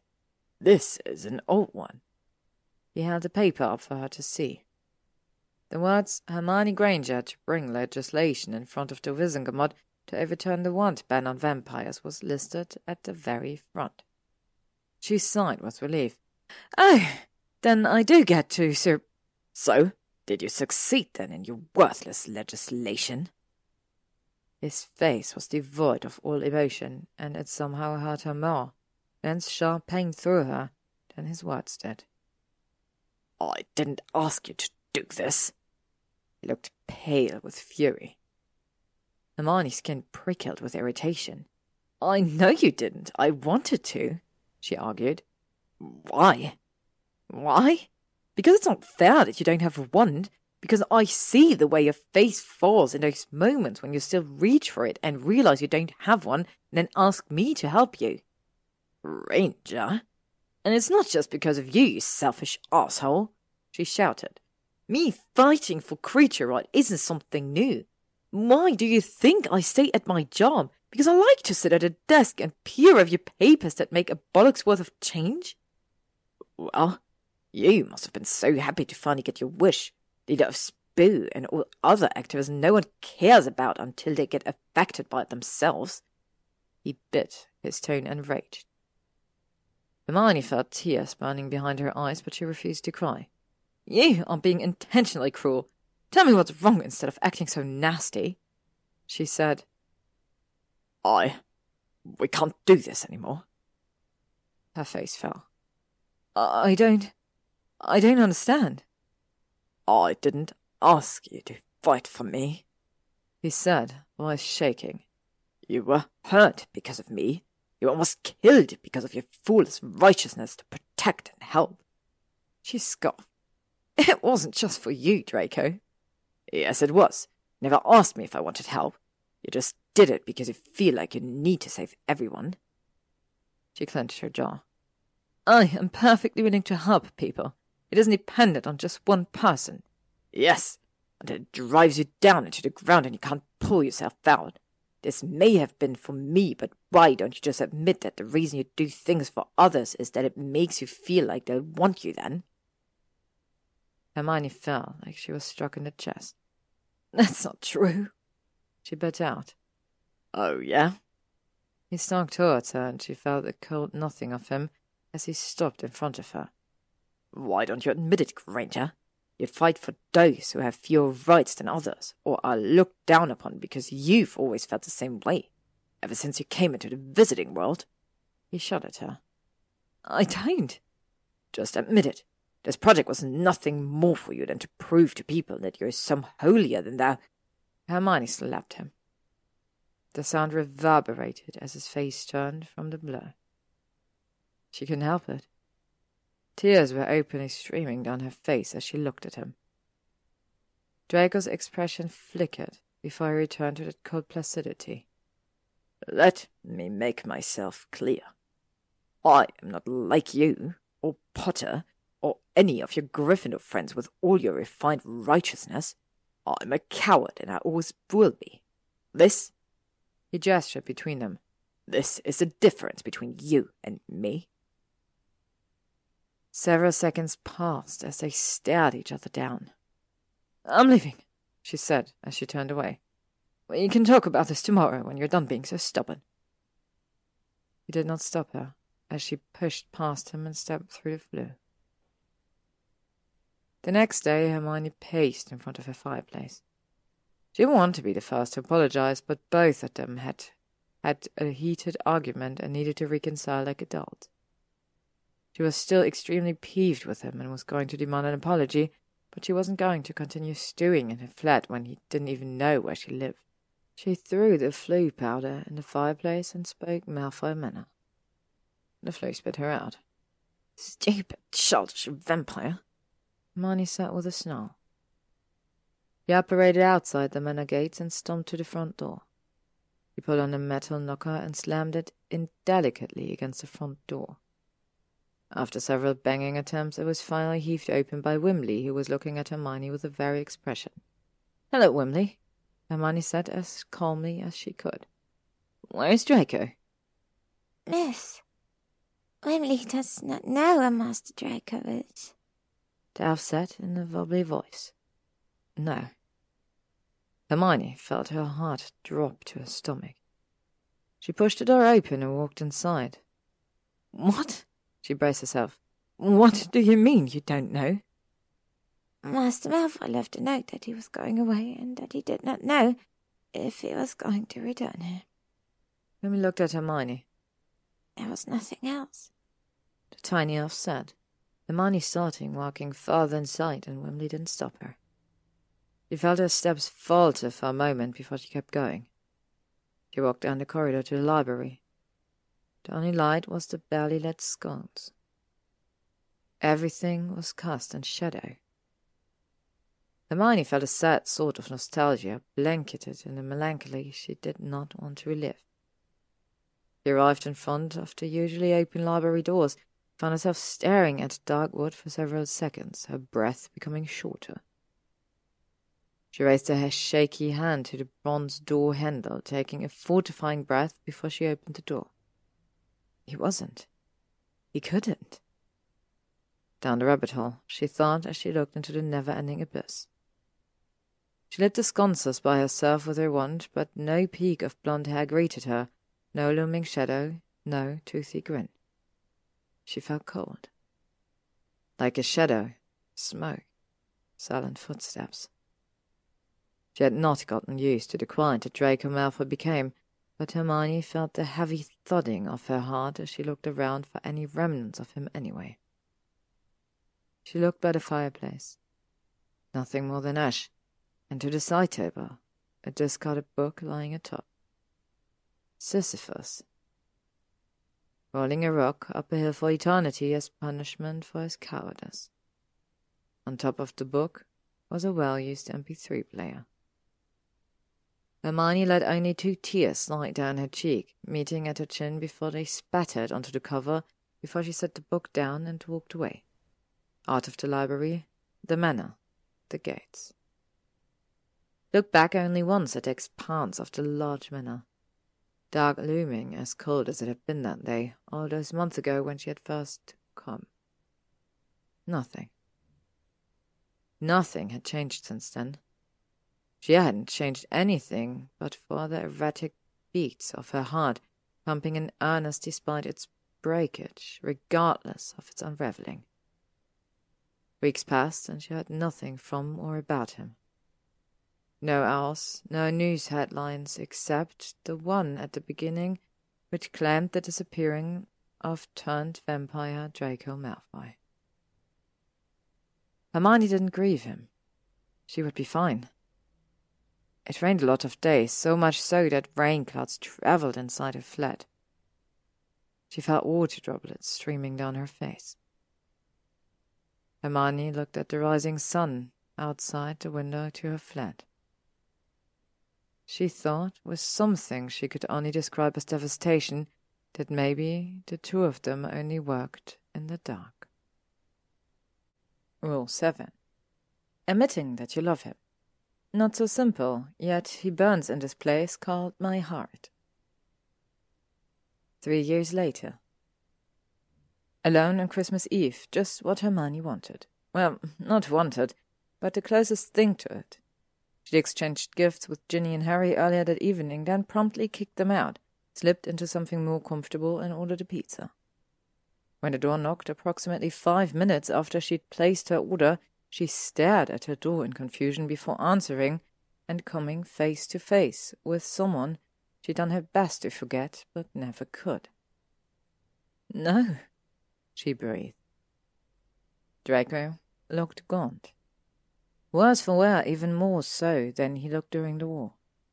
And this was not his physical appearance Hermione was talking about. His shoulders sagged, his skin ashen, and he looked thinner than before. But his eyes, they were molten silver as he stared back at her.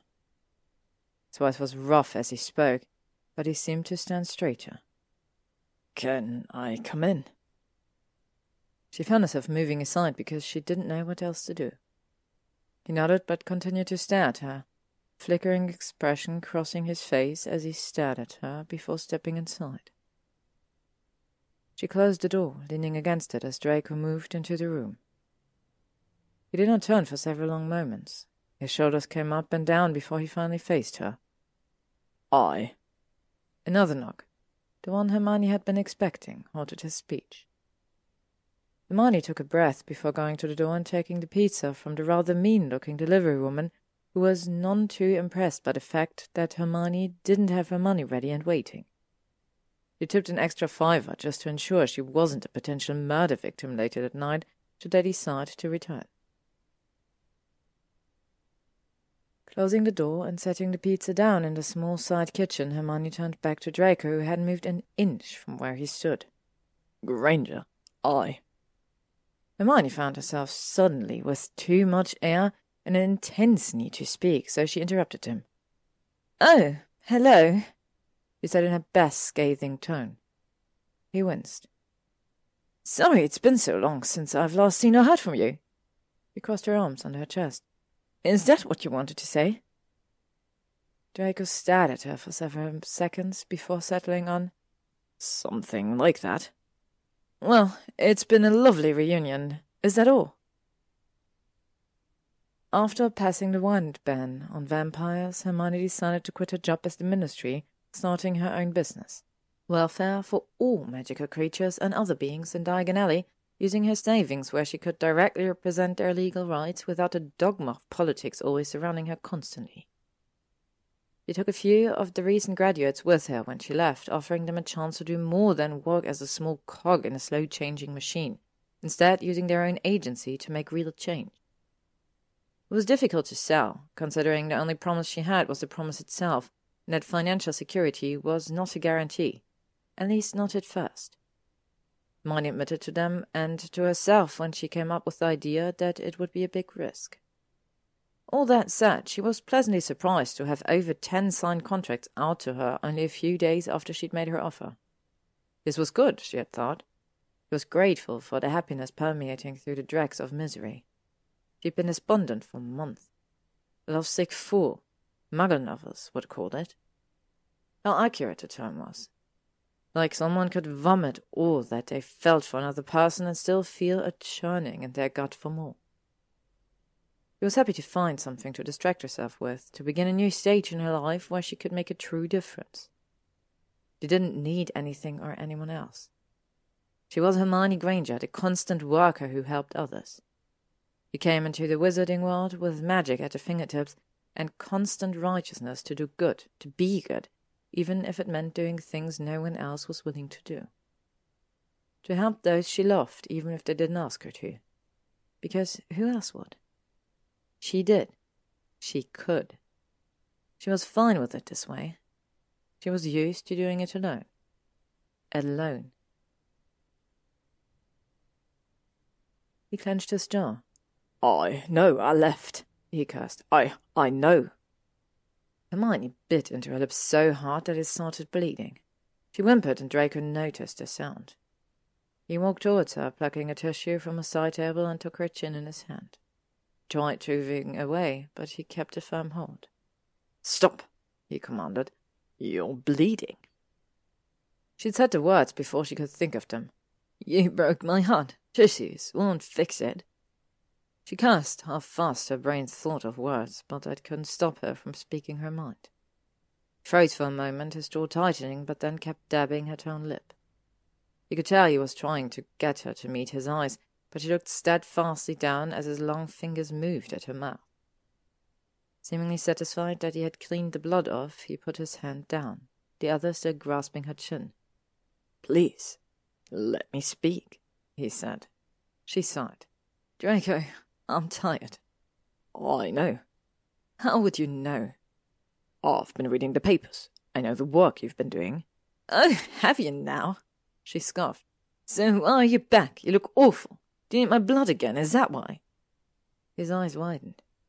No, Granger, of course not, he said hastily. Then why? She suddenly cried. She was embarrassed at the way her voice sounded. How could she break down like this when it had already been 3 years? What do you want me to say? He pleaded. I don't want you to say anything. I just want the truth. And what truth is that? About why you left, about why you are choosing now to show up at my flat 3 years after you disappeared, without so much as a goodbye. They stared at each other for several seconds. We shouldn't have been together, he said. Hermione's breath caught. She gave a cold laugh and wrestled her chin out of his grip. Fine. I guess you felt like you needed to tell me that in person. All right, you regret being with me. Now, please leave, she commanded, pleaded. Draco's eyes flashed, and he stepped forward and caught Hermione by the throat, holding it as he pressed her against the door. He could feel her erratic pulse around his palm and lifted her hands to his wrists. She dazedly thought he might kill her for a moment, but he only rested his hand there. We shouldn't be together, he repeated. Her nostrils flared. Yes, you already said that. But I can't stay away from you anymore, he said. His silver eyes were burning as he stared at her. No matter what I do, it always comes back to you. I've gone to a new country. Hell, I've moved to a new continent so I could get away from you. Your scent, your hair, even your fucking righteousness follows me everywhere I go.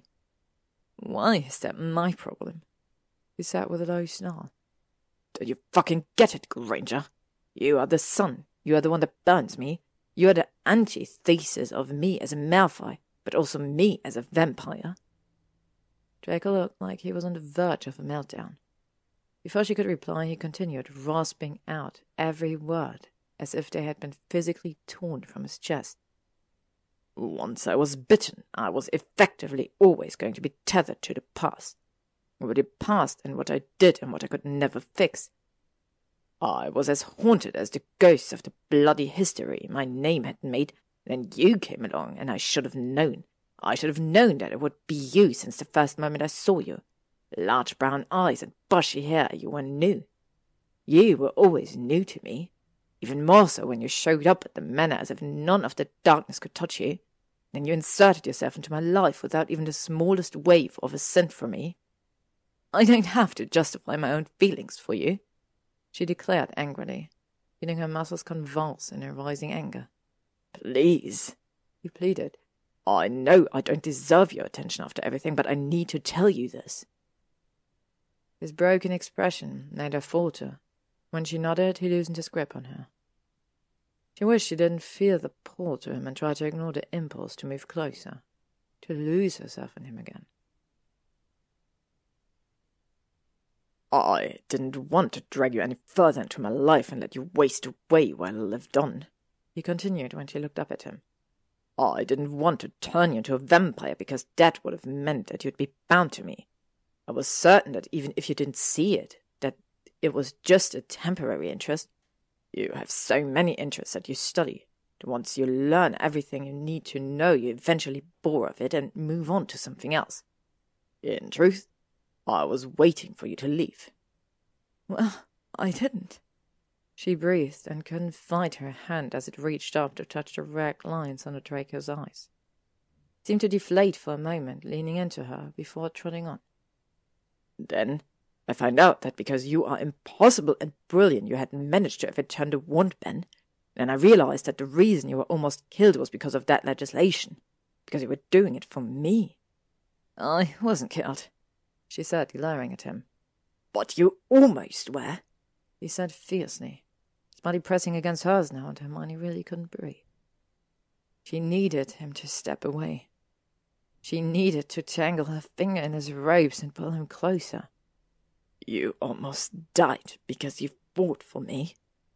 Actually would have hated me with or without you, Hermione explained in a calmer tone than she felt. She could smell the sandalwood and something else that was distinctly him, and felt the urge to press her face in his robe. Yes, but it will always remain on my conscience that it was because of me that you went so far. Draco, he implored, interrupting him, but he continued, raising her hand and nuzzling it against his jaw for a moment, before turning and kissing her palm. The action rocked through Hermione, and she could feel her legs tremble beneath her. I was selfish, he said. I couldn't endure the idea that you would willingly love me.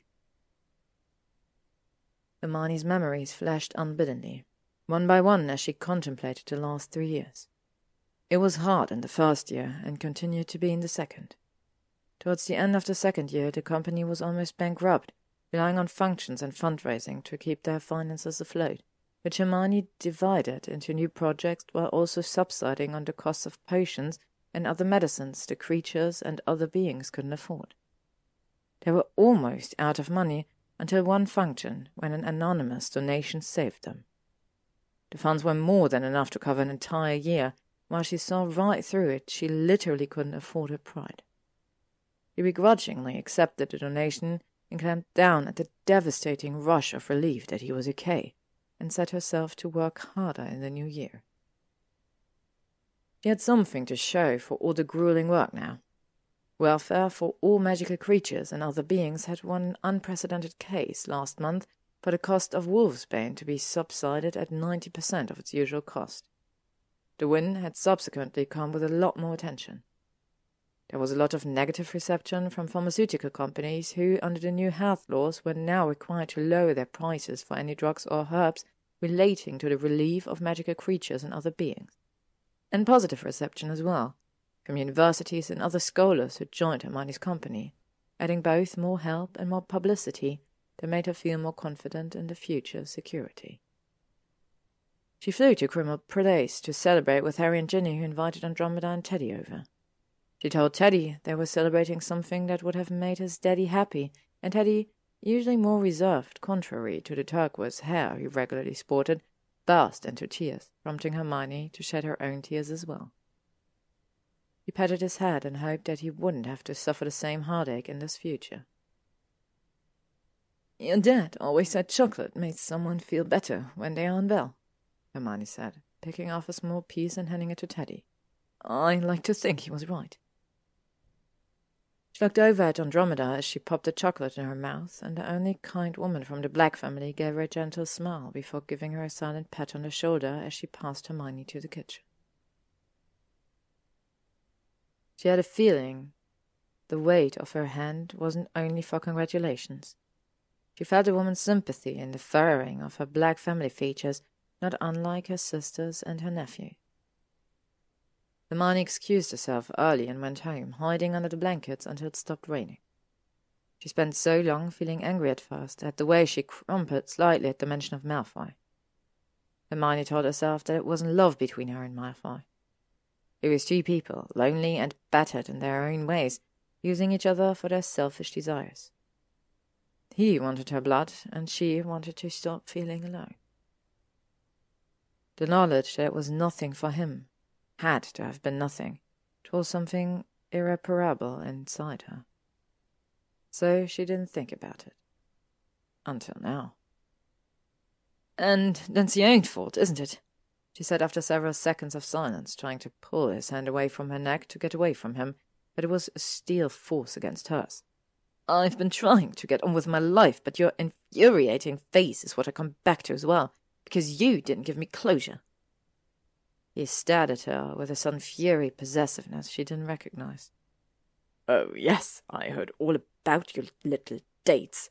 Even dated that Ratkinson fella for a good while," he said in a drawl, but she could hear the undercurrents of rage underneath it. Well, good. She tried going on dates, several of them, in an effort to fill the gap he left behind. She even dated a man for several months named Jacob Atkins, who Ginny set her up with and who worked as a healer at St. Mungo's. Jacob was interesting and thoughtful.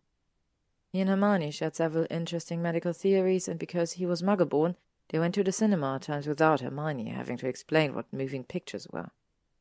It was a bit of a gossip, but she could ignore that. Although he had informed her of how Malfoy bought an entire private stock of blood packets to be delivered to him at a private location. She said nothing. Atkinson was a good kisser. He was soft and gentle, and he didn't use teeth. It was just his eyes were too blue, too ocean deep instead of sterling grey. His mouth was too full. Hermione realized that she preferred thinner lips. The planes of his body were larger, and he should have been comforting, but it didn't fit hers the right way when he embraced her. He didn't fit. He was too kind, too understanding. Hermione would snap at him over something pointless because of all her pent-up frustration from, well, she didn't know what, but he only ever responded to mollify her. He never argued, never told her off. She eventually broke up with him due to personality differences. The largest difference being that Hermione was irrevocably in love with Draco Malfoy. The admission of that did not soothe the gnawing at Hermione's heart. She'd read about heartbreak several times before, half the heart feeling like it had been cut from the other. The implosion of a heart that could no longer take the strain it was under. No, what Hermione felt was infinitely worse. It was dark and painful. She felt something invade her heart, containing its structure while it bit and lashed at the delicate organ, punctuating the parts that did not require her survival, forcing her to endure its torture because the walls had been impenetrable to relief. She drowned herself in work, refusing to pine like an idiot and waste her life waiting for someone who did not love her. She did not wait. She got stronger. She wrote down all of the things she wanted to achieve and had always held herself back until it was the right time. She went to floss her teeth one night and found the packet of floss she jokingly told Draco he was going to gift him for Christmas. He'd thrown it into the fire along with the book he gifted her. Atkinson, she corrected, being somewhat vindicative that he was jealous. She got even more satisfied when his eyes flashed. "Hermione," he said in warning, and she shivered at the way he used her name. Not even 20 minutes with him in a flat, and he had already reduced her to a trembling mess. 3 years really didn't grow her as a person, apparently. It did enough, however, to give her confidence to say what she said next. "I love you, Draco," she said, looking him clearly in the eyes. His eyes widened. He must have thought she was going to continue arguing with him and looked lost as what to say next. "I." He tried, but she cut him off. "You deprived me of saying that to you 3 years ago. I get to say it now before I tell you to leave." "Granger." I want you to leave, she said, forcing a blank look on her face. What? He asked, confusion filtering across his face. You act like it was only hard for you. That it was only you that had to endure these past 3 years alone. Hermione gasped as she tried to breathe, losing some of her carefully woven control. You come back now with full knowledge of where I live, what I've been doing with my life, but you did not grant me the same right. I have no idea what you have been doing while you've been gone.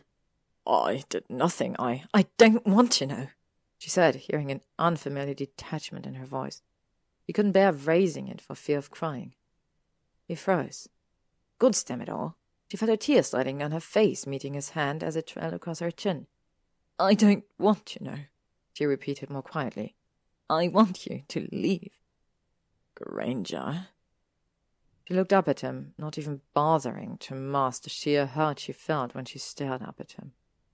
His pale skin, his pointy nose, his sharp jaw, that had a little bit of blonde hair if you looked close enough, and his eyes.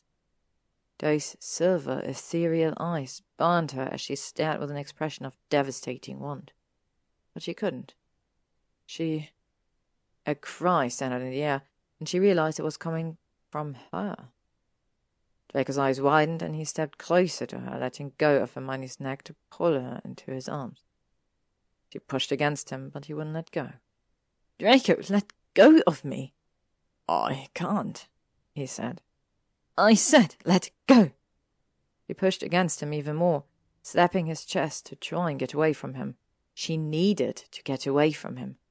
Don't you get it? I fucking can't, he said. Pulled her back, but held onto her arms tightly.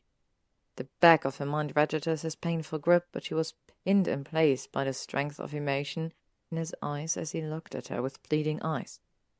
I need you, Hermione, he said, his voice breaking over the words. Draco, I'm selfish, and I've tried being noble the last 3 years because I knew the only way we could be together is if I turned you, he said, and Hermione gawked at him, trying to process the magnitude of what he was telling her. Hermione's mouth thinned as she tried not to scream at him. You said... I know, I said I wouldn't do it. I couldn't do that to you. You didn't, and you still don't deserve to be tied down to someone like me. He tucked an escaped curl behind her ear, staring at it for a moment before putting his hand down. You will always deserve better, but do you know what I realized? Hermione shook her head. He gave her a sad smile. That you are the smartest person I know.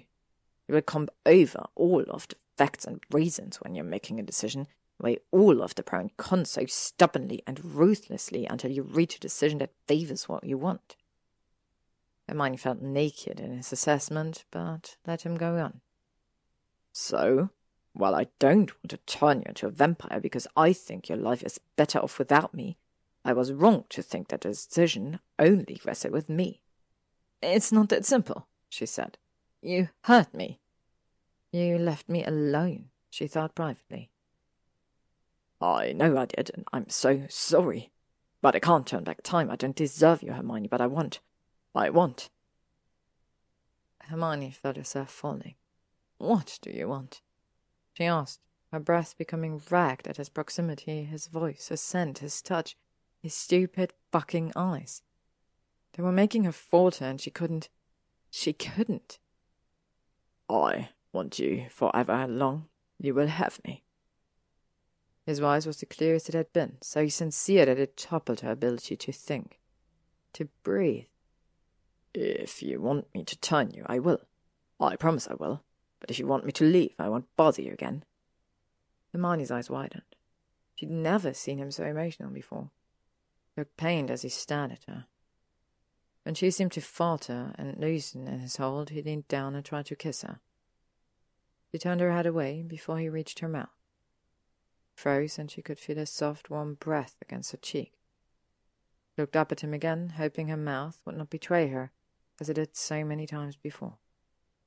Please leave, Draco, he said softly, because if she said it any louder, he would hear the desperate lie in her voice. But he had to. He needed to go. Draco's face wilted as he stared at her, and she felt her heart break as the way his face morphed from pleading to devastated to a horrific blank mask. The tense and determined curve of his jaw slackened, the strain of his mouth loosed. His shining silver eyes dulled now as he stared at her, as if he couldn't see her any longer. He dropped his arms. "I'm sorry to have wasted your time," he said quietly. He walked around her, and she could feel him hesitate for one moment before he opened and closed the door. The wall built itself between them again. Not a neatly structured one with clean-shaven bricks lining on top of one another in neat rows, but smashed uneven stone covered with dust, broken by the very love that tore them apart. The return of Draco Malfoy was worth a profit headline, apparently. She steadfastly refused to read anything about him, although that didn't much help considering everyone else did. She would walk to her office and hear people talking about his return to Malfoy Manor and how the prolific vampire was spotted around Wizarding Society more than he had been when he was first turned. Luna had mentioned at a girls' lunch with Ginny that Draco had paid a large grant to the research facility she worked at to study creatures and potential cures, even contributing his own research. Apparently, he thought he could buy forgiveness with money, Hermione thought bitterly. But then she wondered. "Luna," she began, "what kind of research was it?" "Oh," Luna replied airily, her wide blue eyes more attentive to the croissant she was eating at the breakfast cafe they were at. "Magical cures? Creature engineering?" Hermione furrowed her brows. "Engineering?" She echoed. "I think Draco was inquiring about curing his vampirism," he explained, looking at Hermione with a probing expression. Hermione, on the other hand, couldn't swallow. "A cure?" she gulped tightly. "Is that even possible?" Luna looked to the side. Hermione didn't know where, seemingly distracted for a moment, before sliding her eyes back to Hermione. "Well now, no. But magical science is making great strides." Hermione nodded numbly. Could Draco actually be thinking of trying to cure his vampirism? She shook her head. It wasn't any of her business, after all. A few weeks passed where Hermione started seeing more and more of him whenever she was in Diagon Alley or visited Neville at the hospital. Neville told her how he started working with the Society of Vampires to obtain more sustainable blood packets. She nodded but didn't say anything. Saw Malfoy walk out of her room just as she passed the reception desk to the floor, but rushed into the green flames without looking to see if he saw her. Her heart was pounding as she arrived in a dust-mote hotel. It was so off-kilter that she had mispronounced her destination. After receiving a lecture from the hotel owner about not using the flue unless she was going to book a room, Hermione called her correct location, exhausted and unnerved. It was a Friday when she saw him at Flourish and Blott's, browsing potions books. Hermione and Ginny had been window shopping when she dragged Ginny into the bookstore for a new charms book she saw on display. She grabbed the book and turned an aisle when she saw him, looking intently at the book. She watched him for a moment. Lips were pursed as he stared down at the book, and her own lips quirked up, and she remembered that this was the face he made when he disagreed with something. Trying to overcome an overbearing need to ask him what the book said that warranted such an unfavorable look, Hermione was about to turn away when Ginny, the friend who should not live, called her name. Draco jolted and looked up at her, grey eyes wide, and Hermione all but ran out of the shop, leaving Ginny behind to catch up to her. Ginny found Hermione crying, hyperventilating, both, and took her in her arms. That night, with a bottle of wine shared between them, Hermione told Ginny all about how she fell in love with the one person she shouldn't have. How she saw the way his face fell in the moments he forgot he no longer had a wand, how he loved Muggle philosophy and science and could talk about it as much as she did. How his eyes didn't glaze over when she spoke. How he saw her, really saw her, and how it made her feel less alone. How alone she felt then when he left. How her heart stuttered each time she thought of him. How close it came to breaking when she saw him again. How she felt an inexplicable, ravish need for him that defied logic. How she hated it. This illogical thing that scratched to the very core of her. Her friend could do no more than pat her on the back and let Hermione cry. "It's not supposed to be logical, Hermione," Ginny said, soothing Hermione's wild curls with a gentle hand. "This isn't something that can be resolved by you reading about it." "Is it supposed to hurt this much, though?" Hermione asked, hiccuping from the wine and wiping her tears with her sleeve. Ginny placed her head on Hermione's shoulder. "I think so, yes. It can't be easy deciding to be with Malfoy, I'm sure. Vampirism notwithstanding, but it doesn't mean that it isn't worth it." "How am I supposed to decide that?" "Ask yourself if he's worth it, then move from there." Rule number 8. Oh, I bloody love you. The end. Thank you to everyone who has followed through this entire story. I've really appreciated your support. On a rare day off, Hermione decided to visit with Andromeda and Teddy. Taking advantage of the spring air, she apparated to the park nearby and walked from there. Although the tempestuous weather in London meant that when she knocked on the door, it was more than a bit soaked through. "Hello, Andromeda," Hermione said, shaking from the cold. She reached into her bag and handed Andromeda a care package from Harry, who was out of England on an Aura mission and couldn't come along. The older woman rolled her eyes fondly before accepting Teddy's undoubtedly loud gift and setting it on the kitchen counter. She picked up her wand and aimed it at Hermione's head, likely to dry it, but Hermione shook her head. "It's going to get frizzy." She took out her own wand and cast a drying charm on her clothes. "It'll dry on its own." "My mother would have been frightened at the amount of hair you have," Andromeda tutted. "Likely would have an fedora as well. She had Teddy's messy curls when she was born." Hermione smiled, patting her wet hair. "I remember Tonks smacking Professor Lupin on the arm when he asked if her hair was brown or pink when she was born." Andromeda chuckled. "It was brown, to her chagrin." She gestured Hermione to the kitchen. "I'll make us some tea and biscuits, and before you ask, no, you are not allowed to help." Hermione grinned. "I would love some." Looked around for the usually turquoise-haired child. Usually came hurtling in whenever she and Harry visited. "Where's Teddy?" "Oh, well, he's in the backyard playing." Hermione raised a brow, noticing the way Andromeda was avoiding her gaze. "He's actually playing with Draco," she said slowly. Hermione's heart stuttered, and she had to battle against the desire to hide in the pantry should the white blonde head pop into the kitchen. "They're right outside.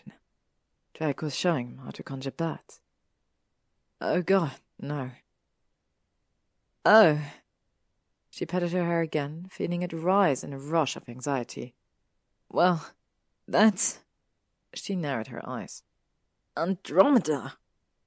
She hoped her tone conveyed the proper accusation. Andromeda only replied in a hum, and it was then that Hermione noticed that there was 3 cups of tea set on the table. "Andromeda!" Hermione said again, balking at the woman while she sent haphazard glances down the hall to the back door. She obviously could never trust a pureblood with anything. She was about to tell Andromeda how she really could be leaving, but the devious woman took Hermione by the shoulders and told her that it was only polite to stay for tea now that it was made. She ushered Hermione to the backyard with a much stronger grip than Hermione would have ever expected. Or maybe Hermione felt it more because her muscles, her bones, her every nerves felt like they were being broken apart as panic rose inside her. Stepping outside, her heart lurched at the sight of Draco, who was indeed showing Teddy how to conjure a flock of yellow birds. He was noticeably without a wand, and she couldn't help but still marvel at the way he used wandless magic. Andromeda made a coughing noise, and Draco turned towards them, grey eyes widening as his gaze landed on Hermione. He obviously hadn't expected to run into her here, of all places. They stared at each other for a moment. Hermione's own defensive walls were crumbling before her eyes, and she had to wonder if his were too. She startled when the flocking yellow birds started whizzing around her head. Draco apologized with a grimace, halting the spell, and little birds disappeared in yellow dust around them. "Teddy dear, how about you and I finish making tea and biscuits while Draco and Hermione talk?" Andromeda called. Teddy pouted but nodded, hugging Hermione and tugging one of her long, wet curls before running inside. He turned to watch them, shooting Andromeda a contemptuous glare. The lovely, conniving Slytherin only winked at her in return before leaving them alone. Hermione gave a mostly amused sigh before she turned around.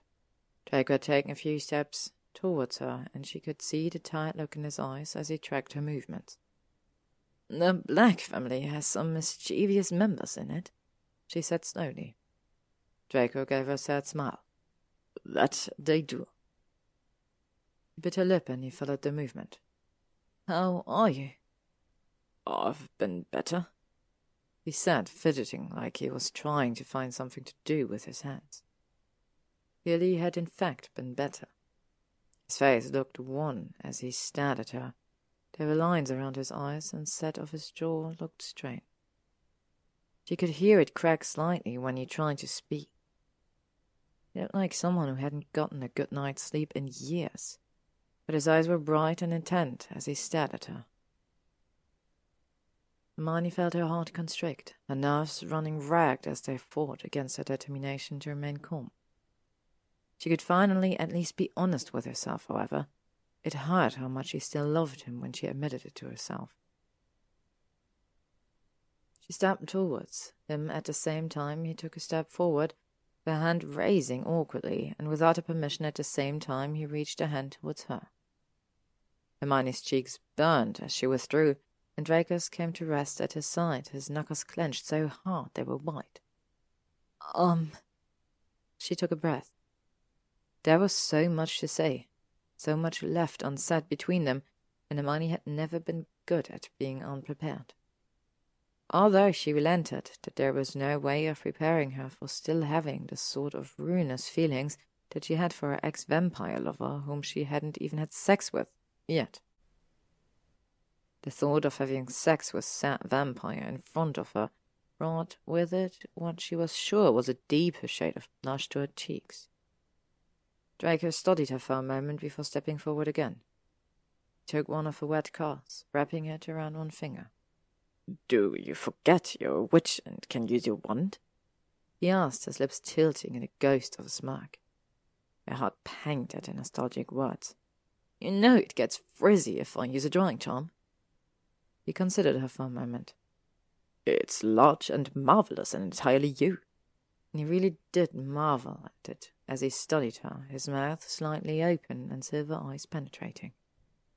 Her breath hit, and he must have misunderstood her reaction, because he was about to let go of the curl and started to step back. He didn't think when she caught his arm and stepped towards him. They were almost chest to chest now, his fingers still entwined in her curl, although it was his entire hand now in her hair, because her curls seemed to want to take him captive. "Sorry, No, it's—" She thought it was maybe subconscious on his part, the way he slid his hand into her hair, stroking it like it was the most precious thing he'd ever touched.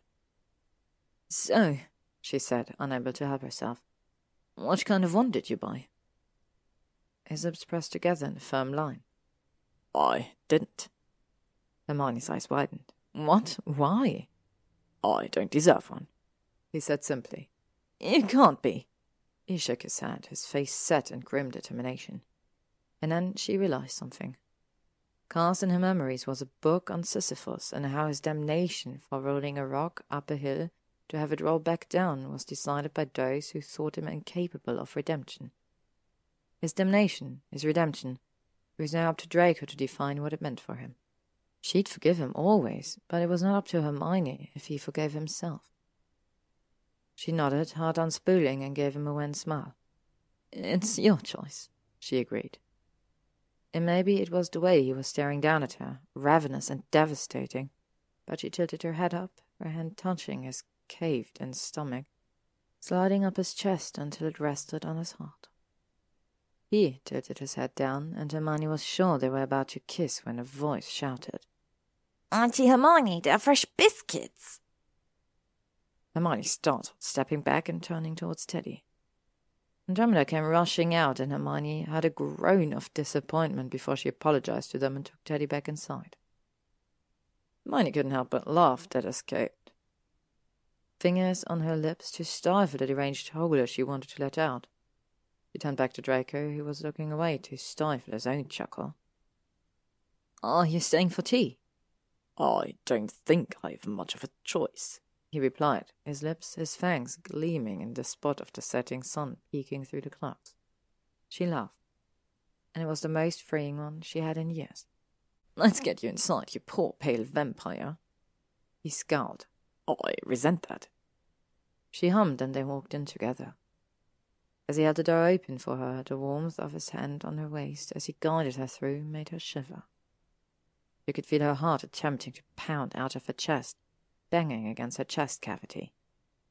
Her throat went dry when she looked at the tilt of his lips, how they rebelled against his attempt at control, and she couldn't help the way she returned it.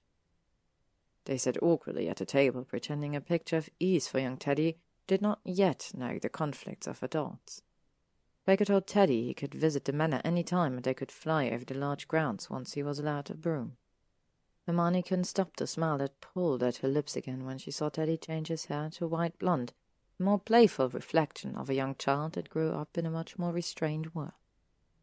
She drank from the small teacup to hide the full-out grin that was spreading across her face. Draco noticed it because he looked up at her and gave her a wide, toothy grin. He looked away, feeling shy and exposed, and instead met the amused eyes of the most annoying woman she'd ever met. God, was this how people felt when she marched herself into their business? At 25 years old, Hermione decided that she should consider a personality change. After Andromeda bid them goodbye, Hermione and Draco stood outside the small townhouse, Draco with his hand on the back of his neck and Hermione fiddling with her back. "So, They both laughed awkwardly. Prompting her to talk with his hand, she spoke. "What are your plans for the rest of the evening?" "A little debauchery, maybe some murder. Then I'll sit down with some hot cocoa and read." Hermione giggled. "Do you still drink it too sweet?" "I have just the right amount of sugar when I drink, yes." He said, lips tilting in an almost smile. Something she missed was the way his elongated fangs peeked out from his thin lips. Hermione rolled her eyes. I'm sure you do." He narrowed his eyes playfully at her before asking what she was going to do now. Feeling the soft night breeze, she decided on an impromptu walk, even though she'd already taken one earlier. Feeling even more impromptu, she asked Draco if he wanted to walk with her. Draco's eyes widened in surprise, but he nodded and beckoned her to walk down the steps before him. Hermione's legs felt like jelly the entire time they walked beside each other. The swish of Draco's robes against her tights made her stomach flutter with nerves. It felt so long since they'd walked together, and she supposed it had been, and she slowed her pace just to keep their time together. "How are you, really?" he asked, snapping her out of her reverie. She bit her lip before responding. "Work is busy.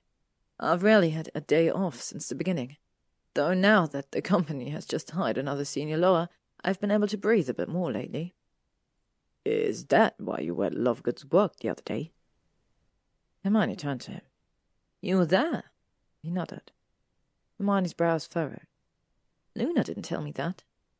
"It's Lovegood," he said in explanation, which was fair. Hermione gestured for him to get on the walkway of the park.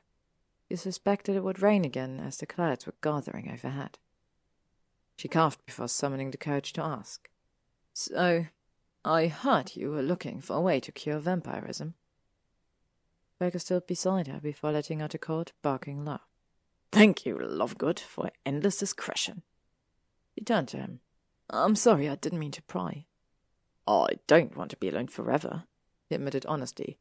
"I'm a coward, that much is true, but I can't bear the knowledge that one day every person I've known will have died, that you will." He stopped himself. There was a crackle of thunder above them, and in the faint glow she could see the heartache in his eyes. "Draco." He shook his head, stepping back from her. "I'm sorry, I should go." She turned away, but once again she felt her body move quicker than her brain did, and she grabbed a hold of his robes.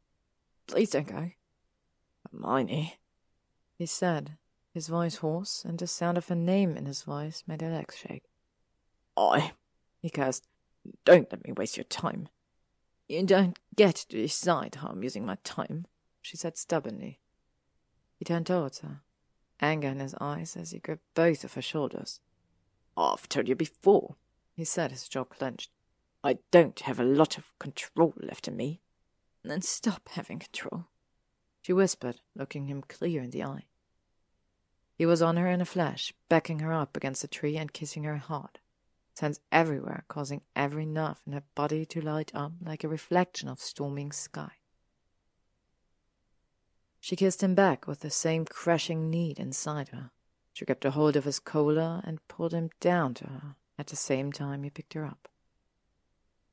Instinctively wrapped her legs around his waist, pressing them closer together. And oh, it was pouring now, and they were soaked, and Hermione's hands were slipping in Draco's hair, and her own hair must have looked a mess, but she didn't care. She kissed him, and kissed him. She pressed her lips to his until she couldn't breathe.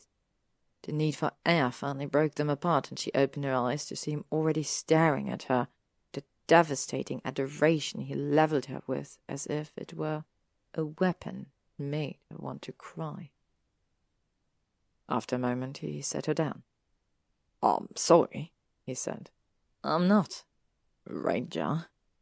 She stepped forward, palming his wet cheek and sliding her thumb against his cheekbone. You remember when I told you it's our choices that define us? He nodded. I want to amend that. Not every choice defines us, she said. We are foolish, fickle beings. We make more mistakes than right decisions. And goodness knows you've made bad decisions in your life. He looked wrecked at her words, but nodded in defeat, hanging his head. She took his chin, forcing her to look at him. But you cannot let the bad ones burden you for the rest of your life when you've also made good ones. You're not made up of all of your bad decisions, Draco Malfoy. He stared at her for several seconds, his expression hard, and then he cracked. Forgive me, he said, brokenly, his breath heaving, voice hoarse. I'm so sorry for all of it, Hogwarts the manor, for leaving you because I was too cowardly to let me love you. I should never have. I never deserved you. He was shaking and tried flinching away from her, but she steadied him with a hand on his arm. I forgive you, she said, her voice clear. Hermione, I don't deserve. You have my forgiveness. She felt tears burn in her eyes and let them join the rain on her cheeks. You get a decision now to forgive yourself, free of the burdens of anyone else. She took a step back. Get yourself of one, you dumb idiot, she said, smiling wide and free as she stared at him. I hope the walk to the flu network isn't too wet. Gave her a wan smile and nodded, and with that she apparated away, smiling ruefully as she thought of goodbyes. Hermione received a package in the mail with 2 notes. One had instructions on how to wondrously cast a cleansing charm with a configuration spell for any specific scent the caster preferred. The other, smaller note, a few scrawled sentences that made her heart stutter. I purchased the same wand I had at Hogwarts. Arthur wood with unicorn hair. It was the first time my magic chose for me when I was 11. I thought I would return to it and make better decisions on what I cast. What was an immortal life compared to a mortal one? Apart from the living forever caveat and the blood drinking. Goodness, Hermione wondered. Could she still have a cup of tea without desiring a vial of blood to be dropped in with the sugar? She really should have asked Draco this before. She'd missed laying in the sun for long hours, that was to be sure, but it's not like she couldn't be in it at all. She thought of all the books she could read. Should she have all the time in the world? That was certainly positive if she reached a decision that was. How would vampire blood taste should she bite into Draco? Surely it must be good, although she wondered how different it was in comparison to drinking human blood. It was only a few days later that Hermione said to herself that stubbornness was not always the best avenue to direct her life. She took the flu powder and called out Malfoy Manor. Hermione wasn't surprised when the flu connection let her in as she stepped through. She didn't bother with spelling the suit of her clothes as she almost ravaged the space with her eyes, looking for a shock of blonde hair with almost desperate hope. Draco stuck his head out, eyes widening as he saw her. Granger? Hello, she said awkwardly. She didn't have a plan for what she wanted to say, and that was weird, almost maddening. At the intensity that propelled her intentions to come here waned as she was caught in the onslaught of his gaze. She had to hold the mantle to keep her knees from buckling. Not that I'm complaining, but what are you doing here? He asked. I need to know, she said. His eyebrows furrowed. Need to know what? She walked right up to him until his back was to the side of a bookshelf. Do you love me, still? He exhaled a breath. Do you honestly need to ask to know? No, she said, but I want us to communicate better with each other. He looked at her another moment, and Hermione was almost afraid that she had done an incredibly foolish thing. One more moment, and then he seemed to steel himself. He took her face in his hands, the most gentle of movements, and tilted her face up to look at him. I'd say the more correct word that I would use is that you devastate me. You have the ability to ruin me every day if you should so choose, he said, and Hermione was going to respond, but he continued. And even though you have that power over me, I still want to know. I still need to choose you. Hermione blushed, feeling the binds in her heart that had been slowly but surely tightening over the last 3 years finally loosen and disintegrate as she stared back at him and finally allowing herself to accept how starved she was without him. So, do you love? Her breath hitched at the word, and she had to hold back a sob when he brushed his thumb over her cheekbone so devastatingly gentle. He looked starved as well, tightening his hands around her face as he spoke. I love you, he said, simply, calmly. And she felt both heavy and light all at once, and she was finally shown the breadth of feeling he had for her in his eyes. What do we do, then? He raised a brow. You know what I'm talking about. He set his hand on her shoulder. I trust you to know what you're asking of me. She nodded. I will do it now, if you want me to. Is that what you want? I want to be with you in any iteration. Hermione's cheeks burned. But you want to wait? She asked. Yes, he answered honestly. God, no, I love you, but I've just started to research a cure for vampirism, and while I want to be with you, I don't want to rob you of the life of the other people you love. Hermione's eyes widened. Draco. She reached for him, pressing their foreheads together. I love you, whether it be me young or old, or immortal or unchanged. I'm yours if you choose me every day. I will, he said raggedly. Always. She cupped his cheek, meeting those silver eyes. It was a fool to think he was only capable of ruin. I will always choose you too. We have time to make our decision on everything else. His shoulders visibly loosened, and he let out a shaky breath. Good. Good?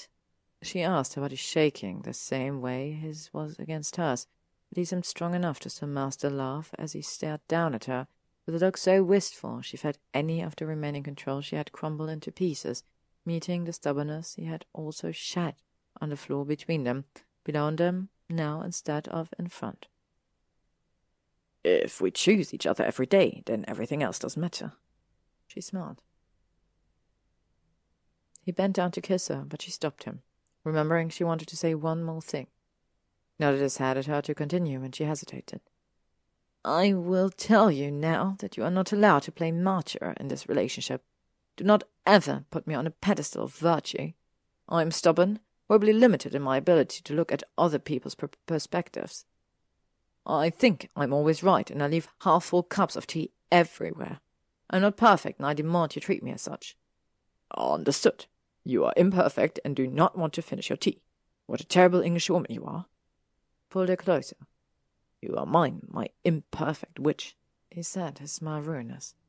She smiled tremendously. And that was that. There wasn't anything elegant or gentle in the way they suddenly crashed together. Crashed was the apt word as Draco walked Hermione into the bookshelf. Goddamned high bookshelf with Hogwarts a history digging into the middle of his spine. He realized this endearing stupid fact by this stupid man she loved when he told her later that night, in which he apparently knew would make Hermione jump him and both revenge and unbridled desperate lust. He tasted so hot it hurt. They ripped each other's clothes off. Buttons flew, bells clacked soundlessly compared to the beating of pounding hearts. Hermione's bra somehow landed on a shelf hook, and Draco lifted Hermione bodily, crushing his mouth with hers as he pressed himself to her, her bare breast pebbling in the cold library. There was an inch of space between them, they converging together, years of aching want burning out between them. She kissed him, bruised him, until he would never forget the way her lips touched his, and he returned her assault with soft, gentle kisses. He took in her despair with a gentleness that told her that he was hers, and she felt tears burn behind her eyes and trail down her face. "I don't want to cry," Hermione said as Draco reached up and wiped her tears away and kissed across her face. "I know, I'm sorry. I'm so sorry." "You were a bastard." "I was," he agreed. "Forgive me." He looked at her, breathing ragged as she brushed her fingers across his face and then fisted his hair. "I forgive you." He exhaled, nodding, and then it was like something came over him. He dipped his head to kiss her again, pressing himself more intently against her, his kiss desperate. He was no longer exploring, tentative and as gentle intent as he was before. No, this was a direct assault on her senses in a way that told her that Draco had always been holding back. Not anymore. That was just as well. She gripped him back, drinking him in as he gave himself to her, and returning her frantic, disparate energy as they moved in reciprocity. It felt like they were fusing together, all of the uneven connections between them connecting like electrical wires, startling as they wove together but achingly smooth as they finally merged. He caressed the soft skin of her thighs as he kissed her. Gods, Draco Malfoy could kiss her dizzy. No matter how many times their lips met, she thought she could feel something new. This particular kiss was curved and somehow sloppy, because Draco was shaking and unsure. It made her body thrum with desire from the knowledge that she could make him feel this way. She was not unaffected, of course. As much as he was holding her to him, leaving imprints of rough hands and small nips of his teeth against her slim throat, Hermione was giving back in kind. She wanted to mark him, wanted to possess him in the same way he possessed hers. She drew his face up, kissing down his jaw to a sensitive part between his collarbone and his neck. She circled her arm around his much larger frame, trying to fit him to her, holding tightly to make sure he was real. She never knew a person could ache for another in such a way. How could she ever think she could do without this, without him? Draco's hands were everywhere. They smoothed down her arm, skated up her ribs, and twisted around the small of her back to arch her against his chest. And he was doing all of this as his body held hers up. Hermione felt herself squirming with desire and trembled any time those long, nimble fingers came near her core. Seeming to notice her impatience, Draco teasingly, irritatingly caressed his knuckles down her chest, making circles around each side of her ribs, trailing lower still to her pelvis. The first contact of his fingers pressed to her core made Hermione jerk her hips against his, and he tightened her arms around his shoulders. Her head fell to his shoulders as he pressed 2 fingers inside of her, moaning at the not enough but also too many strokes against her. She breathed harshly against him as he started stroking her in earnest. "I want to lick you everywhere," he rasped against her neck, laving her sensitized flesh. "I want to mark you where you can't hide it with one of your ridiculous scars." Draco gave a long moan when he suckled at the flesh at the column of her neck. She needed him to stop. She needed him to never stop, resulting in a cacophony of expletives ranging from "funk just there" and "yes, Draco." His other hand came to tip her chin up to look at him, and she shattered, coming undone beneath his dexterous hand because it was him. "Fuck!"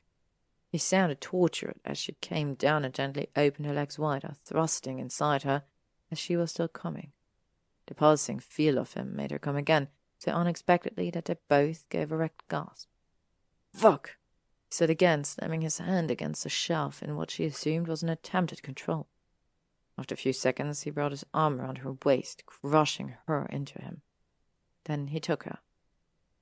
Hermione was distantly grateful for the age-old shelves as they rattled on the force of the two of them, and thought to ask Draco later what it would take to tip them over.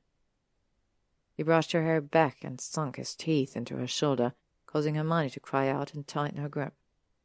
She clung to him as he wrapped his arms around her and sucked her blood. "I can't," she said, feeling herself reach the peak again, but also feeling incredibly sensitive that she whined the words out to him, almost tilting her hips away from the pressure. His voice was heavy with desire as he pinned her in place and kept moving, bringing his fingers down to caress her.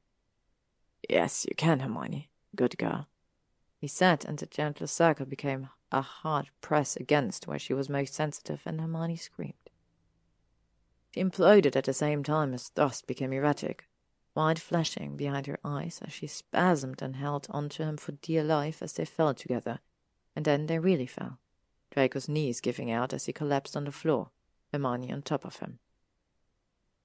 Hermione let out a loud laugh against his chest, and Draco joined her. "Thank you for taking the fall," she said as she looked up at him. He huffed, catching his breath. He looked ravaged, and Hermione was ecstatic at the thought. "You sound so worried about my body being injured." She hummed and kissed his chin. "I think I could honestly fall asleep right here," he murmured into her hair, sliding his hands down her back and kneading her spine. She felt treasure. "Me too, but I need a shower." He sighed, groaning, as he shifted to sit up, putting Hermione's legs around his hips, and with a grip so strong on her waist she thought that he had no intention of letting her leave. She looked up at him, smiling wickedly. "I was going to ask you to join me, but if you prefer to stay here, then—" Draco rose to his feet at striking speed, still holding Hermione in his arm. "Wembley just restocked the soaps in the bathroom. I will have to inspect them." "Oh, really?" she asked with a smile. "I'll have to use each of them on you to see which tastes better," he said with a severe look. Hermione's face heated. "You are not allowed to bite me in the bath. The steam might very well cause me to pass out." He scoffed. "I've been keeping myself away from you for 3 years. I think I can wait for one more shower." Brushed against the new mark on her shoulder, watching her with a fierce possessiveness. Her breath hitched. "I'm sure you can. Now, are you going to put me down?" she asked. He responded by pressing her into a wall and kissing her again, much rougher and demanding this time. They didn't make it to the bathroom for a little while longer. They woke up later, clean and sated, and Hermione feeling wonderfully cherished as she slept on top of Draco's chest, his arms encircling her waist. She stared down at him as she trailed small fingers around his sharp features. "So, what are the rules for dating a vampire?" Hermione asked. He looked at her with a bemused expression. "Why would there be any rules?" "I was thinking that if there are any rules, I wonder how many I've broken," she said. Draco looked up at her. "You always have been a rule breaker," he said, his fangs gleaming as he gave her a full smile, private and reserved just for her. "I'm sure you'd be expelled." She looked at him affronted, but when her smile widened, she was rendered incapable of anything except for staring at him. He smiled back in a way that was reserved just for him, and she thought that by the way he stared back at her, vulnerable and devastating, maybe he'd been rendered incapable of anything but her, too. The end. So we are at the end of another Dramione story once again. I really hope you enjoyed it. I really enjoyed reading it. Thank you so much again to Simplified Emotion for giving me the permission to read this wonderful story. And thank you for all of you who followed along through the story. I really hope you enjoyed it. Don't go anywhere, because the next Dramione is already in the making, and I'm super excited to share it with you. And as always, if you would like to stay up to date on upcoming chapters and stories, you can follow me on YouTube, Spotify, or AO3.